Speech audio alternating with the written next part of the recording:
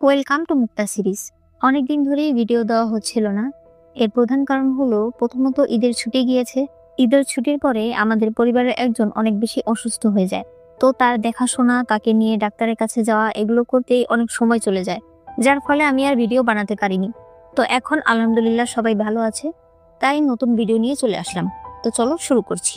এই পার্টের শুরুতে জাংসির আগের কথা মনে পড়ে, যেখানে ইউচি নানউ রাজ্যের নিষিদ্ধ ভাষা শিখছিল।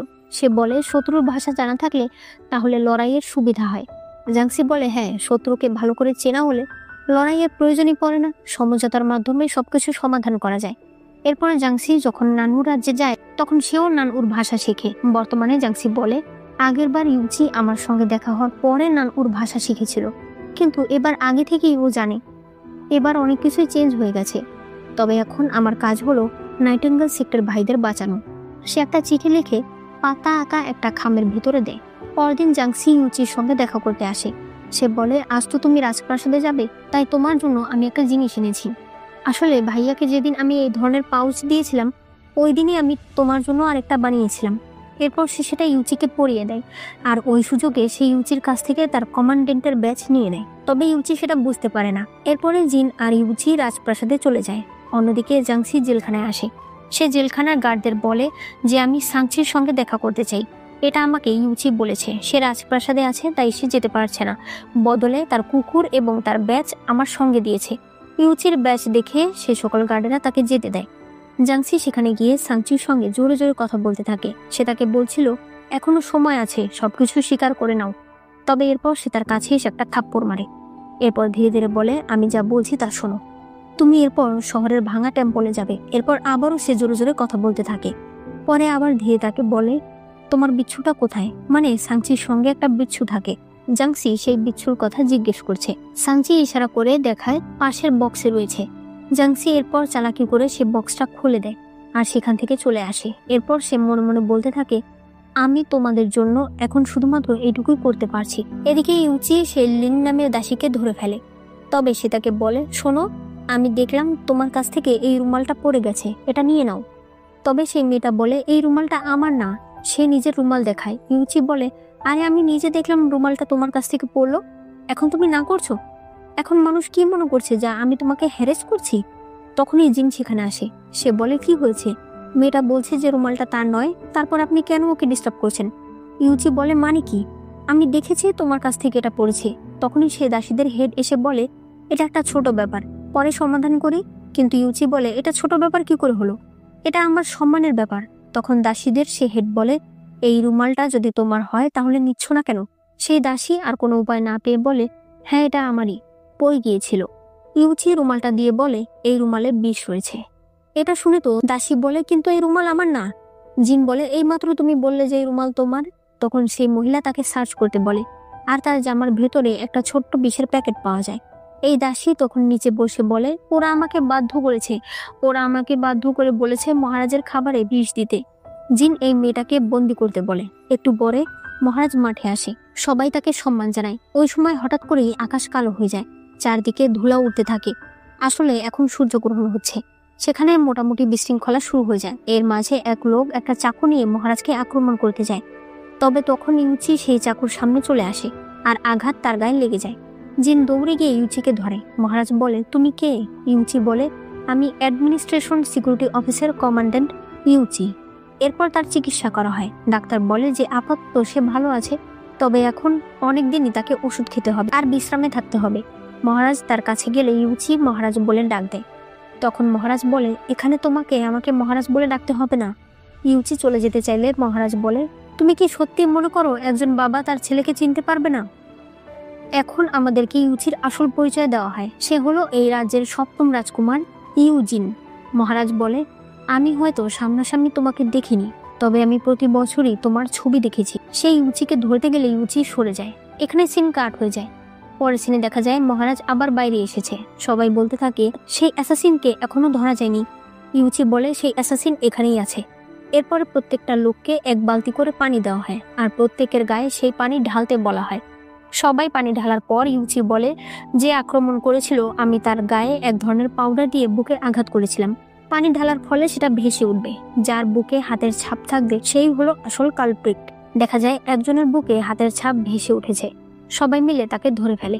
এরপরে গাড়িতে চড়ে আসার সময় জেন জিনকে বলে, দেখুন তো ইউচি কি বুকের সঙ্গে জড়িয়ে ঘুমিয়ে আছে, এটা কি ওর প্রেমিকা দিয়েছে নাকি? সে তখন সেটা নেয় আর বুঝতে পারে এরকম একটা তার কাছেও আছে, যেটা জাংসি তাকে দিয়েছে। জিন বলে, আমার মনে হচ্ছে এই দুটো একই মানুষ বানিয়েছে। এটা শুনে তো জেন বুঝে যায় যে ইউচির সঙ্গে জাংসির সম্পর্ক চলছে। তাই সে গাড়ির মধ্যে ইউচিকে মারতে চলে যায় আর বলতে থাকে, ও আমার বোন। তবে এটা তেমন সিরিয়াস কিছু ছিল না, অনেকটা হাস্যকর ছিল। এদিকে মহারাজ ইউচির আঘাতের কথা চিন্তা করছিল, আর এটা ভেবে তার অনেক খারাপ লাগছিল যে তার ছেলে এতগুলো বছর না জানি কত কষ্ট সহ্য করেছে। অন্যদিকে জাংসি বাজারে এসে লোকের মুখে শুনতে পায় যে রাজপ্রাসাদে মহারাজের উপরে আক্রমণ হয়েছে। সেখানে একজন অফিসিয়াল অনেক আহত হয়েছে। জাংসি ইউচির বাড়িতে আসে তাকে দেখতে। একটু পরে ইউচি বাড়িতে আসে। জাংসি তাকে জিজ্ঞেস করে যে তুমি কোথায় আঘাত পেয়েছো, তবে ইউচি তাকে সত্যি কথা বলে না। এরপর ইউচি ভেতরে গেলে জাংসি কেঁদে কেটে বলে, আমি জানি তুমি অনেক আঘাত পেয়েছো, কিন্তু তুমি কেন আমাকে সত্যিটা বলছো না? ইউচি কোনো কথা না বলে তাকে কিস করে। অন্যদিকে মিনিও ঘরের ভেতরে ভাঙচুর করছিল। তার মা আসলে সে বলে, তুমি আমাকে বলো যে তুমি কি চাও। মিনিও বলে, আমি জাংসির মরণ চাই। তার মা তখন তাকে একটা থাপ্পড় মারে। চলে যাওয়ার সময় সে তার দাসীকে বলে, এইবার ওর জন্য একটা স্বামীর ব্যবস্থা করতে হবে, বিয়ের পরেই হয়তো ওর জ্ঞান বুদ্ধি বাড়বে। কিন্তু প্রিন্সেস রয়্যাল চলে গেলে মিনিও বলতে থাকে, বিয়ের কথা যদি ওঠে তাহলে এইবার আমি জাংসিকে কোনোভাবেই জিততে দেব না। এদিকে জেন আর চুচু একসঙ্গে কথা বলছিল। এখানে চুচু হঠাৎ করে তার বুকে একটু আঘাত করলে জেন একটা ফল খেয়ে মাটিতে শুয়ে পড়ে। চুচু এসে যখন তাকে ডাকতে থাকে তখন সে দেখতে পায় তার মুখ দিয়ে রক্ত পড়ছে। সে তো কান্না করতে শুরু করে। তবে তখন জেন উঠে যায় আর সে বুঝতে পারে চুচু সত্যি তার অনেক কেয়ার করে। অন্যদিকে জেলখানায় দেখা যায় সাংচি মারা গেছে। তারা সিদ্ধান্ত নেয় তারা সাংচিকে দাফন করে দেবে। এরপরে তারা তাংশিয়ান প্যাভিলিয়নে যায় লিওনকে ধরতে, কিন্তু এখানে তারা জানতে পারে লিওন অলরেডি পালিয়ে গেছে। এরপর আমরা আর্নিউকে দেখি যে জাংসির লেখা সেই চিঠিটা সাংচির কবরের কাছে রেখে যায়। হঠাৎ করেই সাংচি সেখান থেকে বেরিয়ে আসে। এরপর সে চিঠিটা পায়। এদিকে এরা দুজন সাংচির জন্য অপেক্ষা করছিল। দু বলে, জাংসি আমাকে আজ এখানে অপেক্ষা করতে বলেছে। তবে লিওন জাংসির কথা বেশি একটা বিশ্বাস করতে চাইছিল না। কিন্তু ওই সময় সাংচি সেখানে আসে। তাকে দেখে তারা ভীষণ অবাক হয়ে যায়। তারা জিজ্ঞেস করে, তোমাকে কি জাংসি বাঁচিয়েছে? সাংচি বলে, তোমরা কি সুন্দর মেয়েটার কথা বলছো? এরপর সে সেই চিঠিটা দেখায়। দু বুঝতে পারে এটা তাদের এল্ডারের চিঠি এবং এখানে লেখা ছিল তাদেরকে এখনই নানউ ফিরে যেতে হবে। তারা সিদ্ধান্ত নেয় যে তারা এখন নানু ফিরে যাবে। এরপরে জিন ইউচির কাছে আসে আর বলে, একটা জিনিস আমি বুঝতে পারছি না, সাংচির যে বিচ্ছুটা ছিল সেটা একটা বক্সে ছিল, তার উপরে একটা ভারী পাথর দেয়া ছিল, তাহলে সেটা একা একা কি করে বেরিয়ে গেল? আবার এটাও শুনেছি জাংসি ওই দিন জেলে গিয়েছিল, তাও আবার আপনার টোকেন নিয়ে। ইউচি বলে, কখনোই না। তবে তখনই সে দেখতে পায় তার টোকেন তার কাছে নেই। ইউচি বলে, আপনি কি জাংসিকে সন্দেহ করেন? জিন বলে, না, আমি কখনোই জাংসিকে সন্দেহ করি না। তবে আপনার কাছ থেকে টোকেন হারিয়ে যাওয়াটা কিন্তু ঠিক না। ইউচি বলে, আমি সামনে থেকে খেয়াল রাখবো। তবে ইউচির ব্যাপারটা খুব খারাপ লাগে। সে তখনই জাংসিদের বাড়িতে যায় আর দেখতে পায় জাংসি সেই ডাক্তারের সঙ্গেই কথা বলছে যে ডাক্তার ওই দিন সাংচিকে দেখেছিল। ইউচি তারপর জাংসিকে বলে, তুমি কি কখনো শুনেছো কারো পালা জিনিস তাকেই কামড় দেয়? এমন একটা ঘটনা ঘটেছে। আবার আমার টোকেনের না পা গজিয়েছে, একা একা জেলখানায় চলে যায়। জাংসি বলে, তুমি আসলে কি বলতে চাইছো? ইউচি বলে, তোমার কি আমাকে কিছু বলার নেই? জাংসি বলে, হ্যাঁ আছে। আমি তোমার টোকেন নিয়েছি, জেলখানায় গিয়েছি, আমি ডাক্তারকে ঘুষ দিয়েছি আর আমি সাংচিকে ছেড়ে দিয়েছি। তবে এর কারণ আছে। এরপরে তারা একসঙ্গে বসে জাংসি বলতে থাকে, যুদ্ধ হলে কখনোই কারো ভালো হয় না। দুটো রাজ্যের মধ্যে সাধারণ মানুষেরা অনেক বেশি কষ্ট পায়। তাই আমি চাই কোনোভাবেই যাতে দুই রাজ্যের মধ্যে যুদ্ধ না হয়। এরপর ইউচি বলে, আচ্ছা ওই দিন কি তুমি আমাকে দেখতে গিয়েছিলে না টোকেন চুরি করতে গিয়েছিলে? জাংসি বলে, টোকেন চুরি করতে গিয়েছিলাম। এই বলে সে চলে যেতে থাকলে ইউচি তাকে ধরে। এরপর বলে, আমি বিশ্বাস করি না। সে যখনই তাকে কিস করে তখন দেখতে পায় এরা দেখছে। সে লংদান আর আমানকে পেছনে ঘুরতে বলে আর আর্নিউকে চোখ বন্ধ করতে বলে। আর্নিউ এক চোখ বন্ধ করে রাখে আর এরা দুজন কিস করতে থাকে। এরপর পরদিন জিম আর ইউচি মহারাজের কাছে আসে। এখানে ইউচি মহারাজকে সবকিছু বলে দেয় যে তারা নানউ সেক্টর একটা চিঠি পেয়েছে আর সেই চিঠিতেই মহারাজের উপরে তারা কিভাবে আক্রমণ করবে সেটা লেখা ছিল। তবে মহারাজ বলেন, নানউর নিষিদ্ধ ভাষা তুমি কি করে শিখলে? এখানে জিন বলে, মহারাজ ইউচি অনেক ভালো মানুষ, ও কখনোই নানুর সঙ্গে জড়িয়ে থাকতে পারে না, দয়া করে আপনি রাগ করবেন না। তবে মহারাজ বলে, তুমি বাইরে যাও, আমি ইউচির সঙ্গে একটু আলাদা কথা বলতে চাই। জিন ভীষণ ভয় পাচ্ছিল যে মহারাজ না জানি ইউচিকে কি বলবে। তবে মহারাজ বলে, বলো আমাকে কিভাবে শিখলে তুমি নান ওর ভাষা। ইউচি বলে, যুদ্ধে যাতে আমি সহজে জিততে পারি এই জন্য শিখেছি। তখন এনোস বলে যে মহারাজ খাবার তৈরি আছে। মহারাজ বলে, চলো তোমার মায়ের সঙ্গে একসঙ্গে বসে খাবার খাই। ইউচি বলে, আপনি বলেছিলেন আমাকে আপনি সিকিউরিটি অফিসে কাজ করতে দেবেন। মহারাজ বলে, কাজ তো করবেই, একসঙ্গে খাবার খেলে কি হবে। সে তাকে তার মায়ের কাছে নিয়ে যায়। এই হলো ইউচির মা কনকিউবাইন শিয়ান। সে বলে, মহারাজ আপনি যদি আগে বলতেন তাহলে আমি ওর জন্য এক্সট্রা কিছু করতাম। সে ইউচিকে একটা ড্রিঙ্ক অফার করে, তবে ইউচি বলে, আমি ড্রিঙ্ক করি না। তার মা তাকে খাবার খেতে বললে ইউচি বলে, আমার আঘাত এখনো ভালো হয়নি, তাই আমি মাংস জাতীয় খাবার খেতে পারবো না। মহারাজ বলে, দেখো নিজের ছেলে কি পছন্দ করে না পছন্দ করে তাই তুমি এখনো জানো না। সে বলে, ইউচি তুমি এই প্রাসাদে এসে থাকতে পারো। কিন্তু ইউচি বলে, আমি বর্তমানে যে জায়গায় থাকি সেটা অনেক ভালো, আমি সেখানে ভালো আছি। অন্যদিকে জিন এখনো প্রাসাদের বাইরে ঘোরাঘুরি করছিল যে ইউচি কেন বের হচ্ছে না। মহারাজ কি তাকে কোনো শাস্তি দিল? কিন্তু ওই সময় সে বুঝতে পারে সে এখন প্রাসাদের কোন জায়গায় আছে আর কোন রাস্তা দিয়ে তাকে যেতে হবে সে সেটাই বুঝতে পারছে না। এর মধ্যে বৃষ্টি শুরু হয়ে যায়। সে দৌড়ে একটা ছাউনির নিচে গিয়ে দাঁড়ায়। তখন সেখানে একটা মেয়ে আসে। জিন তাকেও এনে ছাউনির কাছে দাঁড় করায়। এরপর বলে, আপনিও কি হারিয়ে গেছেন? এই মেয়েটা বলে, আপনি কি প্রাসাদের বাইরে থেকে এসেছেন? সে বলে, হ্যাঁ। মেয়েটি বলে, প্রাসাদের বাইরের দৃশ্য কি অনেক সুন্দর? জিন বলে, হ্যাঁ অনেক সুন্দর। কেন, আপনি কি কখনো যাননি? এই কথা শুনে মেয়েটির মন খারাপ হয়ে যায়। তখন বৃষ্টি থেমে যায়। মেয়েটি বলে, চলুন আমি আপনাকে প্রাসাদের গেট পর্যন্ত নিয়ে যাই। তবে জিন খেয়াল করে এই মেয়েটা প্রাসাদের ওয়াল ধরে ধরে হাঁটছে, আর তার মাথায় দামি দামি হেয়ারপিন দেখে জিন বুঝে যায় যে এটা রাজকুমারী ফুচিং, যার কিনা চোখের সমস্যা রয়েছে। তখনই রাজকুমারী ফুচিং এর দাসীরা চলে আসে। ফুচিং দুজন দাসকে জিনকে প্রাসাদের গেট পর্যন্ত নিয়ে যেতে বলে। পরদিন ইউচি খাবার না খেয়ে জানালার দিকে তাকিয়েছিল, কারণ সে জাংসিকে অনেক বেশি মিস করছিল। অন্যদিকে জেন মন খারাপ করে বসেছিল। চুচু বলে, আরে তোমার সমস্যা কি? ইউচি কোন দিক দিয়ে খারাপ? জেন বলে, তুমি কি বলছো? আমার বোন এই পৃথিবীর সব জীবন্ত ছেলেদের ক্ষমতার বাইরে। চুচু বলে, ভালোভাবে বলো, তোমার বোনকে কি বিয়ে দেবে না নাকি? আর আমি তো দেখতে পাচ্ছি তুমি আসলে জেলাস। অন্যদিকে ইউচি কল্পনা করে জাংসি আসছে, তবে তখনই দেখা যায় এখানে এসেছে আসলে মিনিউ। মিনিউ ভেতরে এসে ইউচির সঙ্গে কথা বলতে চাইলে ইউচি বলে, তুমি কি বলতে এসেছো সেটা বলে এখান থেকে চলে যাও। মিনিউ বলে, দেখো তুমি যদি আমার সঙ্গে এভাবে আচরণ করো তাহলে কিন্তু আমারও তোমার সঙ্গে কঠোর ভাষায় কথা বলতে হবে। তোমার উচিত এমন কাউকে জীবন সঙ্গী বানানো যার ব্যাকগ্রাউন্ড অনেক ভালো। ওই সময় জাংসি সেখানে চলে আসে, আর সে আড়াল থেকে তাদের কথা শুনতে থাকে। মিনিউ ইউচির হাত ধরতে চাইলে ইউচি সরিয়ে দেয়। মিনিউ বলে, তুমি একটা রাজকুমার, তুমি জাংসির মতো একটা ছোট বংশের মেয়েকে বিয়ে করতে পারবে না, এটা তোমাকে বুঝতে হবে। তবে ইউচি বলতে থাকে, তোমাকে আমি আবার ওয়ার্ন করছি, তুমি আমার আর জাংসির মাঝখানে আসবে না। তখনই জাংসি ভেতরে আসে। মিনিউ বলে, দেখেছো চলে এসেছো রাজকুমারকে সিরিউস করতে। জাংসি বলে, আমি তো দেখতে পাচ্ছি তুমি এসেছো এখানে রাজকুমারকে সিরিউস করতে। আমি শুনলাম রাজকুমার নাকি তোমাকে রিজেক্ট করে দিয়েছে। আমি বাইরে বসে ভাবছিলাম কোন মেয়েটা যে রিজেকশনের পরেও এখান থেকে যাচ্ছে না। ভেতরে এসে দেখলাম তুমি, তোমার দ্বারা এগুলো সম্ভব। তুমি বরং আরো চেষ্টা করো ইউচিকে সিরিউস করার, দেখো যদি সফল হও। মিনিউ তাকে মারতে যেতে চাইলে ইউচি তাকে বাধা দেয় আর বলে, তুমি কি এখান থেকে যাবে? মিনিউ জাংসিকে বলে, ও হলো রাজকুমার, তাই নিজের জায়গা তুমি আগেই বুঝে রেখো। এই বলে সে তাকে ধাক্কা দিয়ে চলে যায়। জাংসি মন খারাপ করে দাঁড়িয়েছিল। ইউচি বলে, আমি তোমাকে বলতে চেয়েছিলাম, আমি তোমার কাছে কিছুই লুকাতে চাইনি। তবে জাংসি বলে, আপনি আমার কাছ থেকে দূরে থাকুন, আমি আপনার পরিচয় জানতাম না, এই জন্য আমাকে ক্ষমা করে দিন। তার চোখ দিয়ে পানি পড়ছিল। সে সেখান থেকে চলে যায়। রাতের বেলা দুজনেরই মন খারাপ ছিল। পরদিন ইউচি আর ইউকে দিয়ে জাংসির কাছে একটা জিনিস পাঠিয়ে দেয়, যেটা ছিল একটা কাঠের পুতুল, যেখানে ইউচি কান্না করছিল। এটা দেখে জাংসি হেসে ফেলে। এদিকে ইউচির আপন ভাই রাজকুমার চি জানতে পেরেছে যে ইউচি ফিরে এসেছে। এখন তার স্ত্রী তাকে বলে, আমরা ওকে ওয়েলকাম করার জন্য একটা অনুষ্ঠানের আয়োজন করতে পারি, তাহলে ওর সঙ্গে আমাদের সম্পর্ক ভালো হবে। রাজকুমার চি এতে রাজি হয়।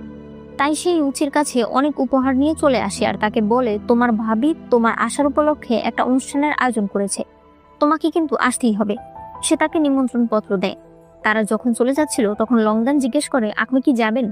ইউচি বলে, কখনোই না। এদিকে যেহেতু রাজকুমার চি এর স্ত্রী রাজ্যের সকল প্রাপ্তবয়স্ক মেয়েদেরকে অনুষ্ঠানে ডেকেছে, তাই জাংসির নিমন্ত্রণ আসে।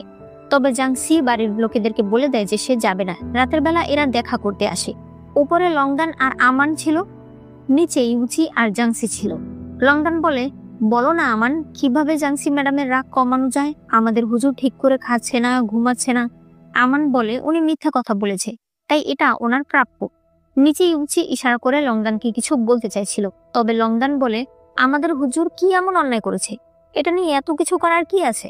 আমান রাগের চোটে বলে, তুমি জানো রাজকুমার চিয়ের বাড়ি থেকে আমাদের ম্যাডামের নিমন্ত্রণ এসেছে। ইউচি ইশারা করে বলতে থাকে সেখানে যেন জাংসি না যায়, তবে লংদান বলে কে না করেছে, যেতে বলো। জাংসি রেগে সেখান থেকে চলে যায়। ইউচি এসে লংদানকে মারতে থাকে আর বলে আমি বলেছিলাম ও যেন না যায়।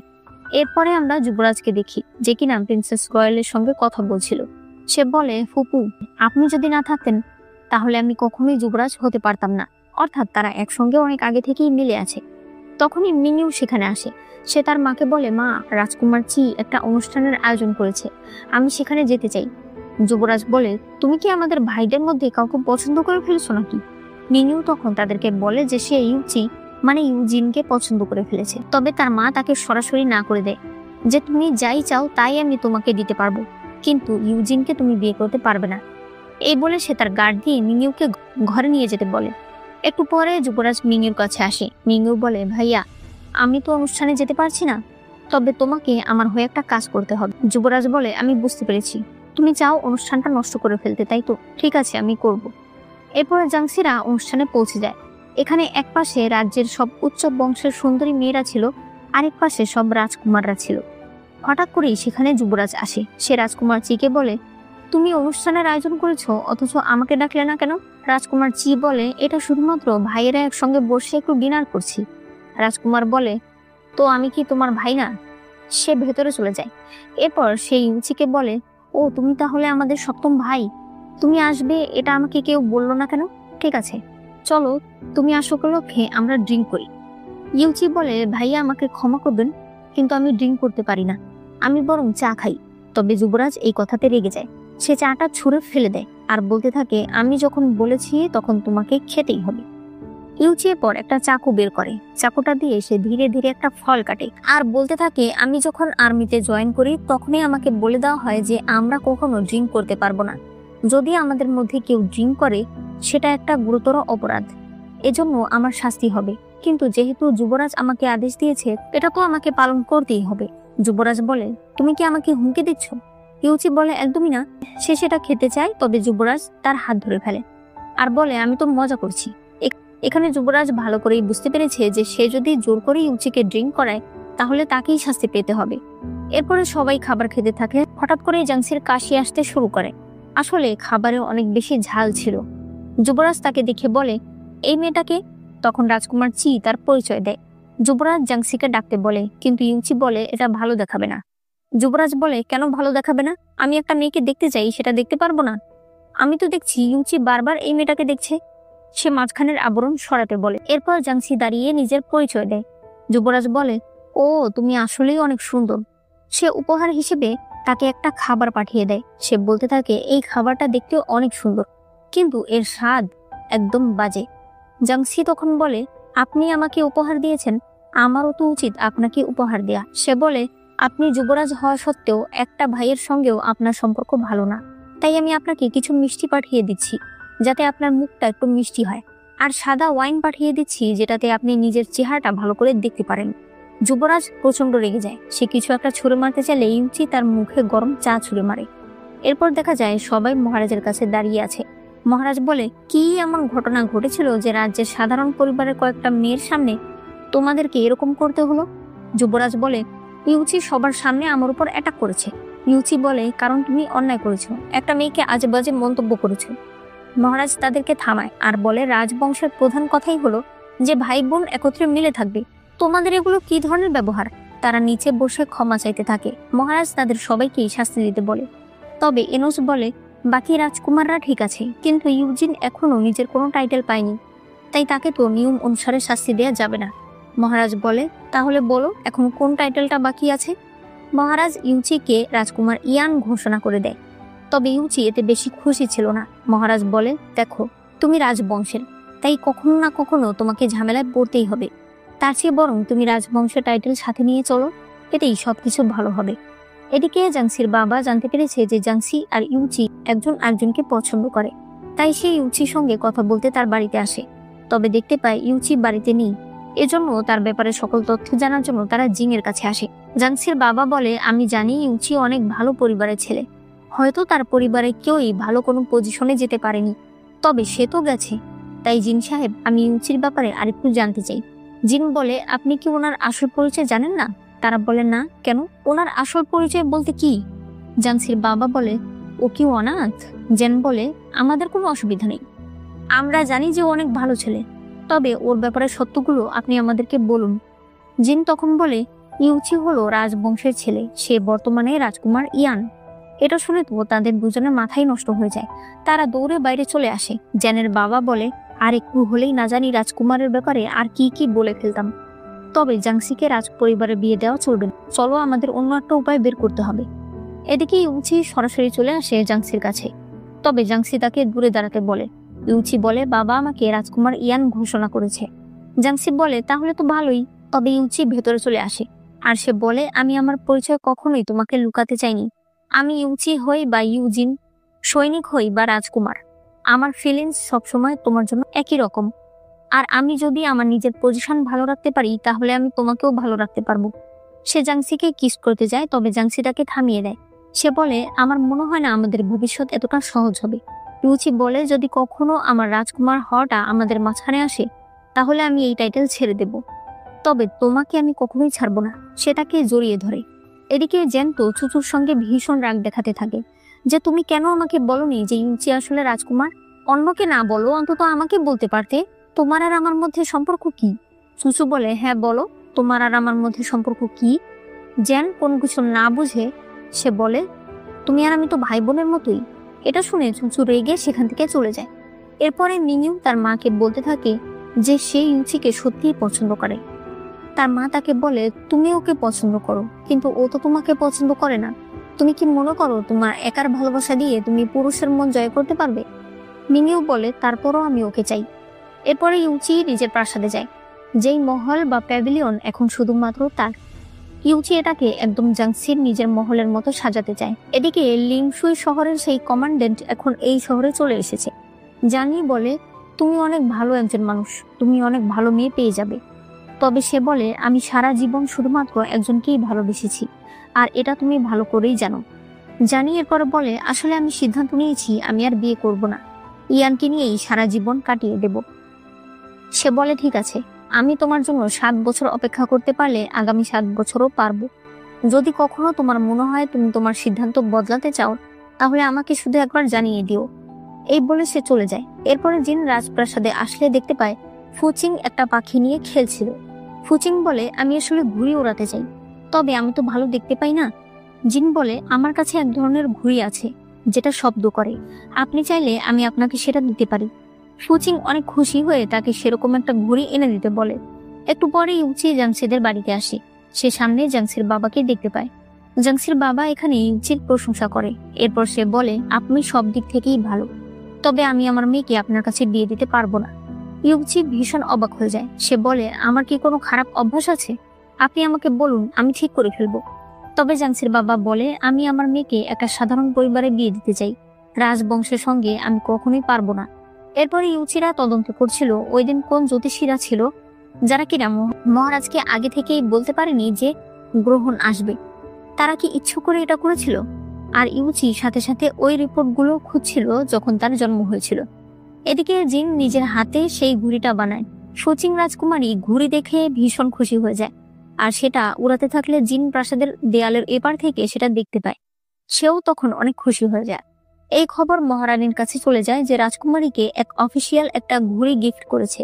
মহারানী এই ব্যাপারে ভীষণ খুশি হয়। সে ভাবতে থাকে, তাহলে হয়তো ওই অফিসিয়াল রাজকুমারীকে মন থেকে পছন্দ করে, হয়তো সেই হবে রাজকুমারীর জন্য পারফেক্ট স্বামী। এরপর মহারাজ ইউচিকে ডেকে পাঠায়। সে বলে, তোমার মায়ের সঙ্গে একটু দেখা করো, তোমার মা তোমার জন্য পাত্রী দেখছে।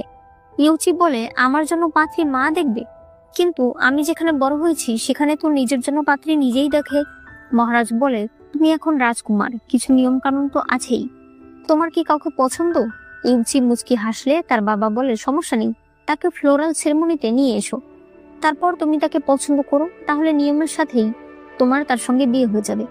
আমিও যখন তোমার বয়সে ছিলাম তখন আগের যে মহারানী ছিল তাকেও আমি পছন্দ করতাম, তাই আমিও এইভাবেই তাকে বিয়ে করেছি। ইউচি মহারাজকে একটা ওষুধ দিয়ে চলে যায়, কারণ মহারাজ ইদানিং কিছুটা অসুস্থ। এরপর মহারাজ রাতের বেলা কাজ করছিল, তখন হঠাৎ করেই একজন ডাক্তার তার জন্য একটা ওষুধ নিয়ে আসে। মহারাজ ওষুধ দেখে বলে, এটা আমি খাবো না। ডাক্তার বলে, মহারাজ এটা খেয়ে নিন। কিন্তু মহারাজ খেতে না চাইলে ডাক্তার মাটিতে বসে তাকে বলে, রাজকুমারী মিনিও নিজের রক্ত দিয়ে এই ওষুধটা বানিয়েছে, মহারাজ এটাকে নষ্ট করবেন না। মহারাজ এই কথা শুনে ভীষণ অবাক হয়ে যায়। তারা তখনই মিনিউর কাছে যায়। মিনিউ এখানে নাটক করে বলতে থাকে, আমি ভেবেছি আপনি আমার উপর রেগে আছেন, তাই এই কথা আমি আপনাকে বলিনি। মহারাজ ডাক্তারকে বকা দিয়ে বলে, এত লেখাপড়া করে এই ওষুধ বানানো শিখেছো তুমি? এরপরে তারা দুজন সেখানে বসলে মহারাজ বলে, বলো তুমি কি চাও? মিনিউ বলে, মামা আমি রাজকুমার ইউজিনের স্ত্রী হতে চাই। তখনই তার মা সেখানে আসে আর বলে, বাজে কথা বন্ধ করো। এরপর মহারাজ আর প্রিন্সেস রয়্যাল বাইরে ঘুরতে আসে। মহারাজ বলে, এভাবেই ছোটবেলায় তুমি আর আমি হাঁটাহাঁটি করতাম। যেদিন আমার এক ভাই বিদ্রোহ শুরু করে দিল, সেদিন তুমি নিজের জানের উপর খেলে আমাকে বাঁচিয়েছিলে, যার কারণে এখন আমি রাজা। এভাবেই তারা ছোটবেলার কথা বলতে থাকে। এদিকে ইউচি জাংসির কাছে আসে। সে তাকে বলে, ফ্লাওয়ার ব্যাংকেটে তোমাকে যেতে হবে। জাংসি এটা শুনে অনেকটা রেগে যায়। সে বলে, তুমি এখন চাও কম্পিটিশন করে যেন আমি তোমার বউ হই? পারবো না। তার চেয়ে বরং তুমি সেখান থেকে তোমার পছন্দের মেয়ে চুজ করে নাও, তুমি এখন যাও।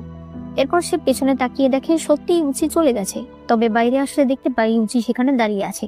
ইউচি বলে, আমি জানি আমার সঙ্গে থাকাটা হয়তো এতটা সহজ হবে না, তবে বিশ্বাস করো, স্ত্রী হিসেবে আমি একমাত্র তোমাকেই চাই। জাংসি বলে, ঠিক আছে, তুমি চিন্তা করো না, ওই অনুষ্ঠানে আমিই জিতবো। এরপরে বাড়িতে জাংসির জন্য নিমন্ত্রণ চলে আসে। যেই খবর শুনে লেডি শাও ভীষণ অবাক হয়ে যায়। সে বলে, জাংসি যদি রাজকুমারের বউ হয়ে যায় তাহলে তো ওদের স্ট্যাটাস চাঁদে চলে যাবে, এটা তো হতে দেওয়া যাবে না। পরদিন ফ্লাওয়ার ব্যাংকেটে সবাই আসে। এখানে দেখা যায় মিনিউ আর জাংসি একই পোশাক পরেছে। এরপরে ভেতরে গেলে দেখা যায় ষষ্ঠ রাজকুমারও এসেছে, মানে সেও যেহেতু অবিবাহিত তাই মহারাজের দুই কনকিউবাইন দুই ছেলের জন্য এখানে পাত্রী দেখছে। বর্তমানে তাদেরকে ছবি আঁকতে দেওয়া হয়। এদিকে মহারাজ প্রিন্সেস রয়্যালের সঙ্গে কথা বলছিল।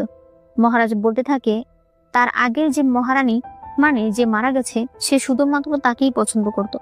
সবগুলো ফুল সে তাকেই দিতে চেয়েছিল, তবে নিয়মের কারণে দিতে পারেনি।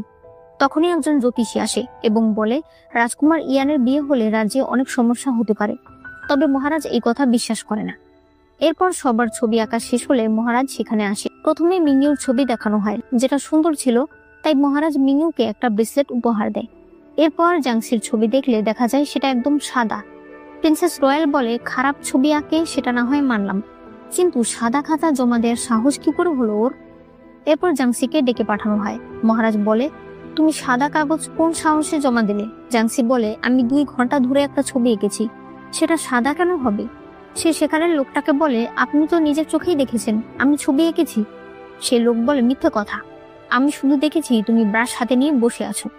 জাংসি কাগজ দেখে বুঝতে পারে এটা তার আঁকা কাগজটাই, কারণ এখানে সে নিজের আঙুলের একটা ছাপ দিয়ে দিয়েছিল। ইউচি বলে, বাবা, সাদা খাতা জমা দেয়া মানে নিশ্চিত শাস্তি, তাহলে ও জেনে শুনে এই কাজ কেন করবে? জাংসি কাগজের ঘ্রাণ নিয়ে বুঝতে পারে কাগজে কিছু একটা সমস্যা আছে। সে বলে, মহারাজ, আমি গাছগাছালি নিয়ে অনেক স্টাডি করেছি। এক ধরনের গাছ রয়েছে যার রস 15 মিনিট পর উধাও হয়ে যায়। আমার মনে হয় আমার কালিতে সেটা ব্যবহার করা ছিল। মহারাজ, আমি কি একটু পানি নিতে পারি? ইউচি 1 কাপ পানি এনে সেই কাগজে ঢেলে দেয়। এরপরই সেখানে ফুলের ছবি ভেসে ওঠে, তবে যেটা ছিল কালো রঙের। এটা দেখে প্রিন্সেস রয়্যাল চিৎকার করে বলে, তুমি কালো ফুলের ছবি আঁকার সাহস কোথায় পেলে? জাংসি বলে, মহারাজ আমাকে ক্ষমা করবেন, তবে এই ছবিটা আমি একজনকে ডেডিকেট করে এঁকেছি। সেটা হলো আমাদের মহারানী। আমাদের মহারানী আমার রোল মডেল। আমি সবসময় তার মতো হতে চাই। সে অনেক দয়ালু ছিল, মানুষকে অনেক সাহায্য করত। যখন রাজ্যে ডায়রিয়া ছড়িয়ে পড়েছিল তখন সে নিজে অসুস্থদের দেখতে গিয়েছিল। যে এই রাজ্যের জন্য নিজেকে বিলিয়ে দিয়েছে তাকে উৎসর্গ করেই আমি এই ফুল এঁকেছি। রঙিন ফুল তো সব জায়গায় পাওয়া যায়, তবে কালো রঙের ফুল খুব কম পাওয়া যায়, যেমন আমাদের মহারানী ছিল। মহারাজ এই কথা শুনে একদম ইমোশনাল হয়ে যায়। মহারাজের তার কথা ভীষণ পছন্দ হয়। ইউচি বলে, বাবা, এত সুন্দর ছবিটা তো একটু আগে নষ্ট হয়ে যাচ্ছিল। মহারাজ এরপর সেই লোককে শাস্তি দিতে বলে, মানে যে একটু আগে জাংসির নামে মিথ্যা কথা বলেছে। এরপর তাদেরকে ফুলের ঝুড়ি সাজাতে বলা হয়। মিনিও বলতে থাকে ফুলের ঝুড়ি নাকি মানুষ মরা ডাল দিয়ে সাজায়, আমি জীবনে দেখিনি। মানে সে জাংসির কথা বলছে। একটু পরে সবার ফুল দেখার পর জাংসির ফুল দেখে মহারাজ বলে, তুমি এটা কি সাজিয়েছো? জাংসি বলে, মহারাজ এটা হলো বসন্ত। মহারাজ বলে, কিন্তু আমি তো শুধুমাত্র মরা ডালপালা দেখতে পাচ্ছি। জাংসি বলে, কারণ মহারাজ, বসন্তের মতোই এখনই এটাতে নতুন করে পাতা গজাবে আর ফুল ফুটবে। ইউচির মা বলে, কিভাবে করবে? কোনো ম্যাজিক করবে নাকি? জাংসি এরপরে হাত দিয়ে ইশারা করে ফুলগুলোতে টাচ করে। মানে এগুলো ছিল লজ্জাবতী গাছের মতোই কিছু জাতের গাছ, যেগুলো টাচের ফলে ফুটে ওঠে। মুহূর্তের মাঝেই ফুলগুলো ফুটে যায় আর চারদিকে নতুন পাতাও গজিয়ে যায়, যেটা দেখে সবাই ভীষণ অবাক হয়ে যায়। রানীরাও জাংসির প্রশংসা করতে বাধ্য হয়। এরপরে পালা আসে দুই রাজকুমার ফুল কাকে দেবে। প্রথমে ষষ্ঠ রাজকুমার একটা ফুল নিয়ে গিয়ে জাংসিকে দেয়, যেটা দেখে ইউচি বলে, ভাইয়া তুমি বরং একসাথে সবগুলো ফুল সবাইকে দিয়ে আসো। ষষ্ঠ রাজকুমার এরপর তার পছন্দ অনুযায়ী 6 জনকে 6টা ফুল দিয়ে আসে। এরপর ইউচি যায় ফুল নিয়ে, আর সে প্রথম ফুলটাই দেয় জাংসিকে, দ্বিতীয় ফুলটাও দেয় জাংসিকে, তৃতীয়টাও জাংসিকে দেয়, আর এভাবেই 6টা ফুল সে জাংসিকে দেয়। এমনকি শেষে তার ষষ্ঠ ভাইয়ের দেয়া ফুলটা সে আবার ফেরত নিয়ে এসে তার ভাইকে দিয়ে দেয় আর বলে, ভাইয়া তোমার চয়েস অনেক ভালো। মহারাজ তার কাণ্ড দেখে মুচকি মুচকি হাসছিল। এরপর ইউচির মা ইউচিকে বকাবকি করতে থাকে যে 6টা ফুল একটা মেয়েকে দেওয়ার মানে কি। ইউচি বলে, কারণ আমি একজনকেই বিয়ে করতে চাই, তাহলে 6 জনকে ফুল দিয়ে লাভ কি? তবে মহারাজ তার ছেলেকে দেখে ভীষণ খুশি ছিল, কারণ তার ছেলে সেটাই করে দেখিয়েছে যেটা সে ওই সময় করতে পারেনি। এরপরে মিনিউর বাবা মিনিউর মাকে বলছিল, তুমি তোমার মেয়েকে কেন বোঝাচ্ছ না? ওই সময় তুমি যে কাজটা করেছিলে ঠিক সেই কাজটাই এখন তোমার মেয়ে করতে চাচ্ছে।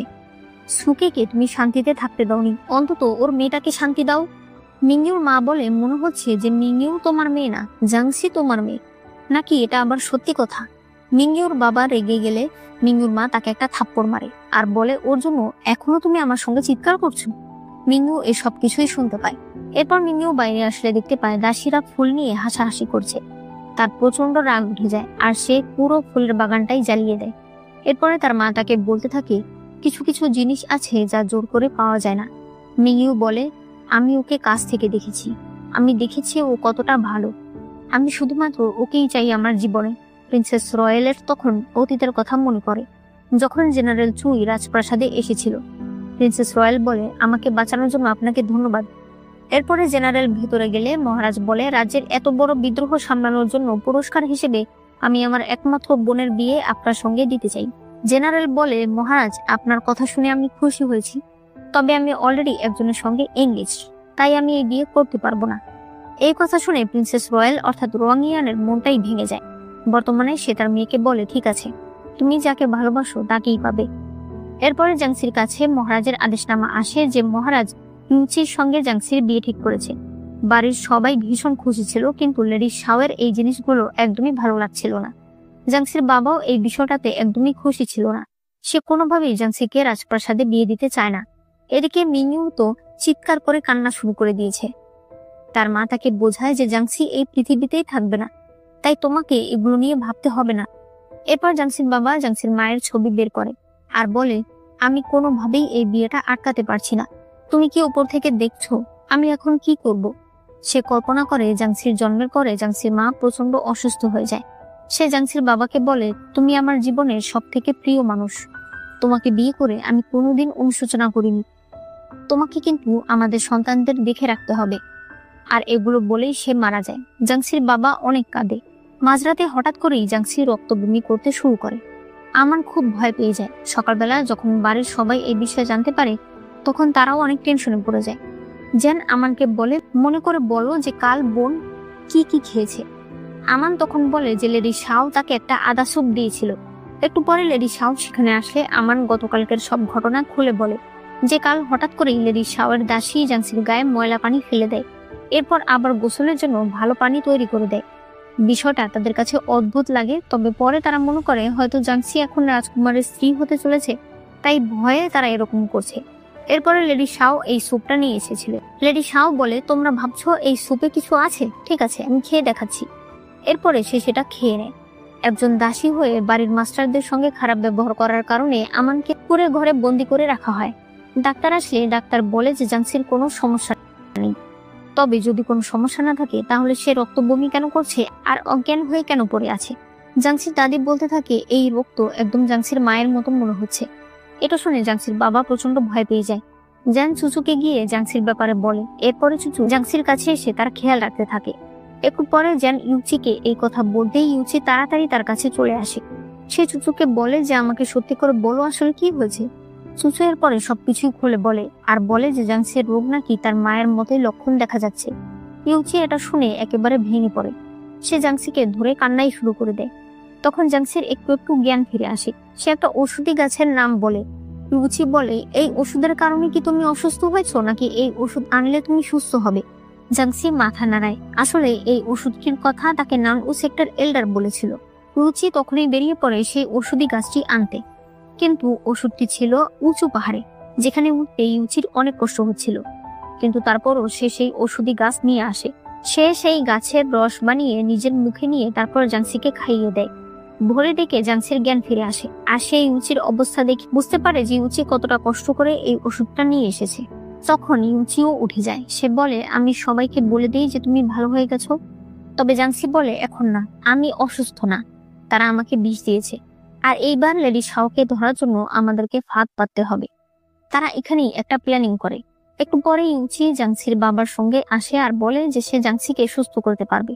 এরপর সে জাংসিকে দেখে বলতে থাকে, এরকম একটা রোগ আমি নানউতে দেখেছিলাম এবং তার প্রেসক্রিপশন আমার কাছে আছে, আমরা ওষুধ বানাতে পারবো। এটা শুনে তো লেডি শাওয়ের মাথা নষ্ট হয়ে যায়।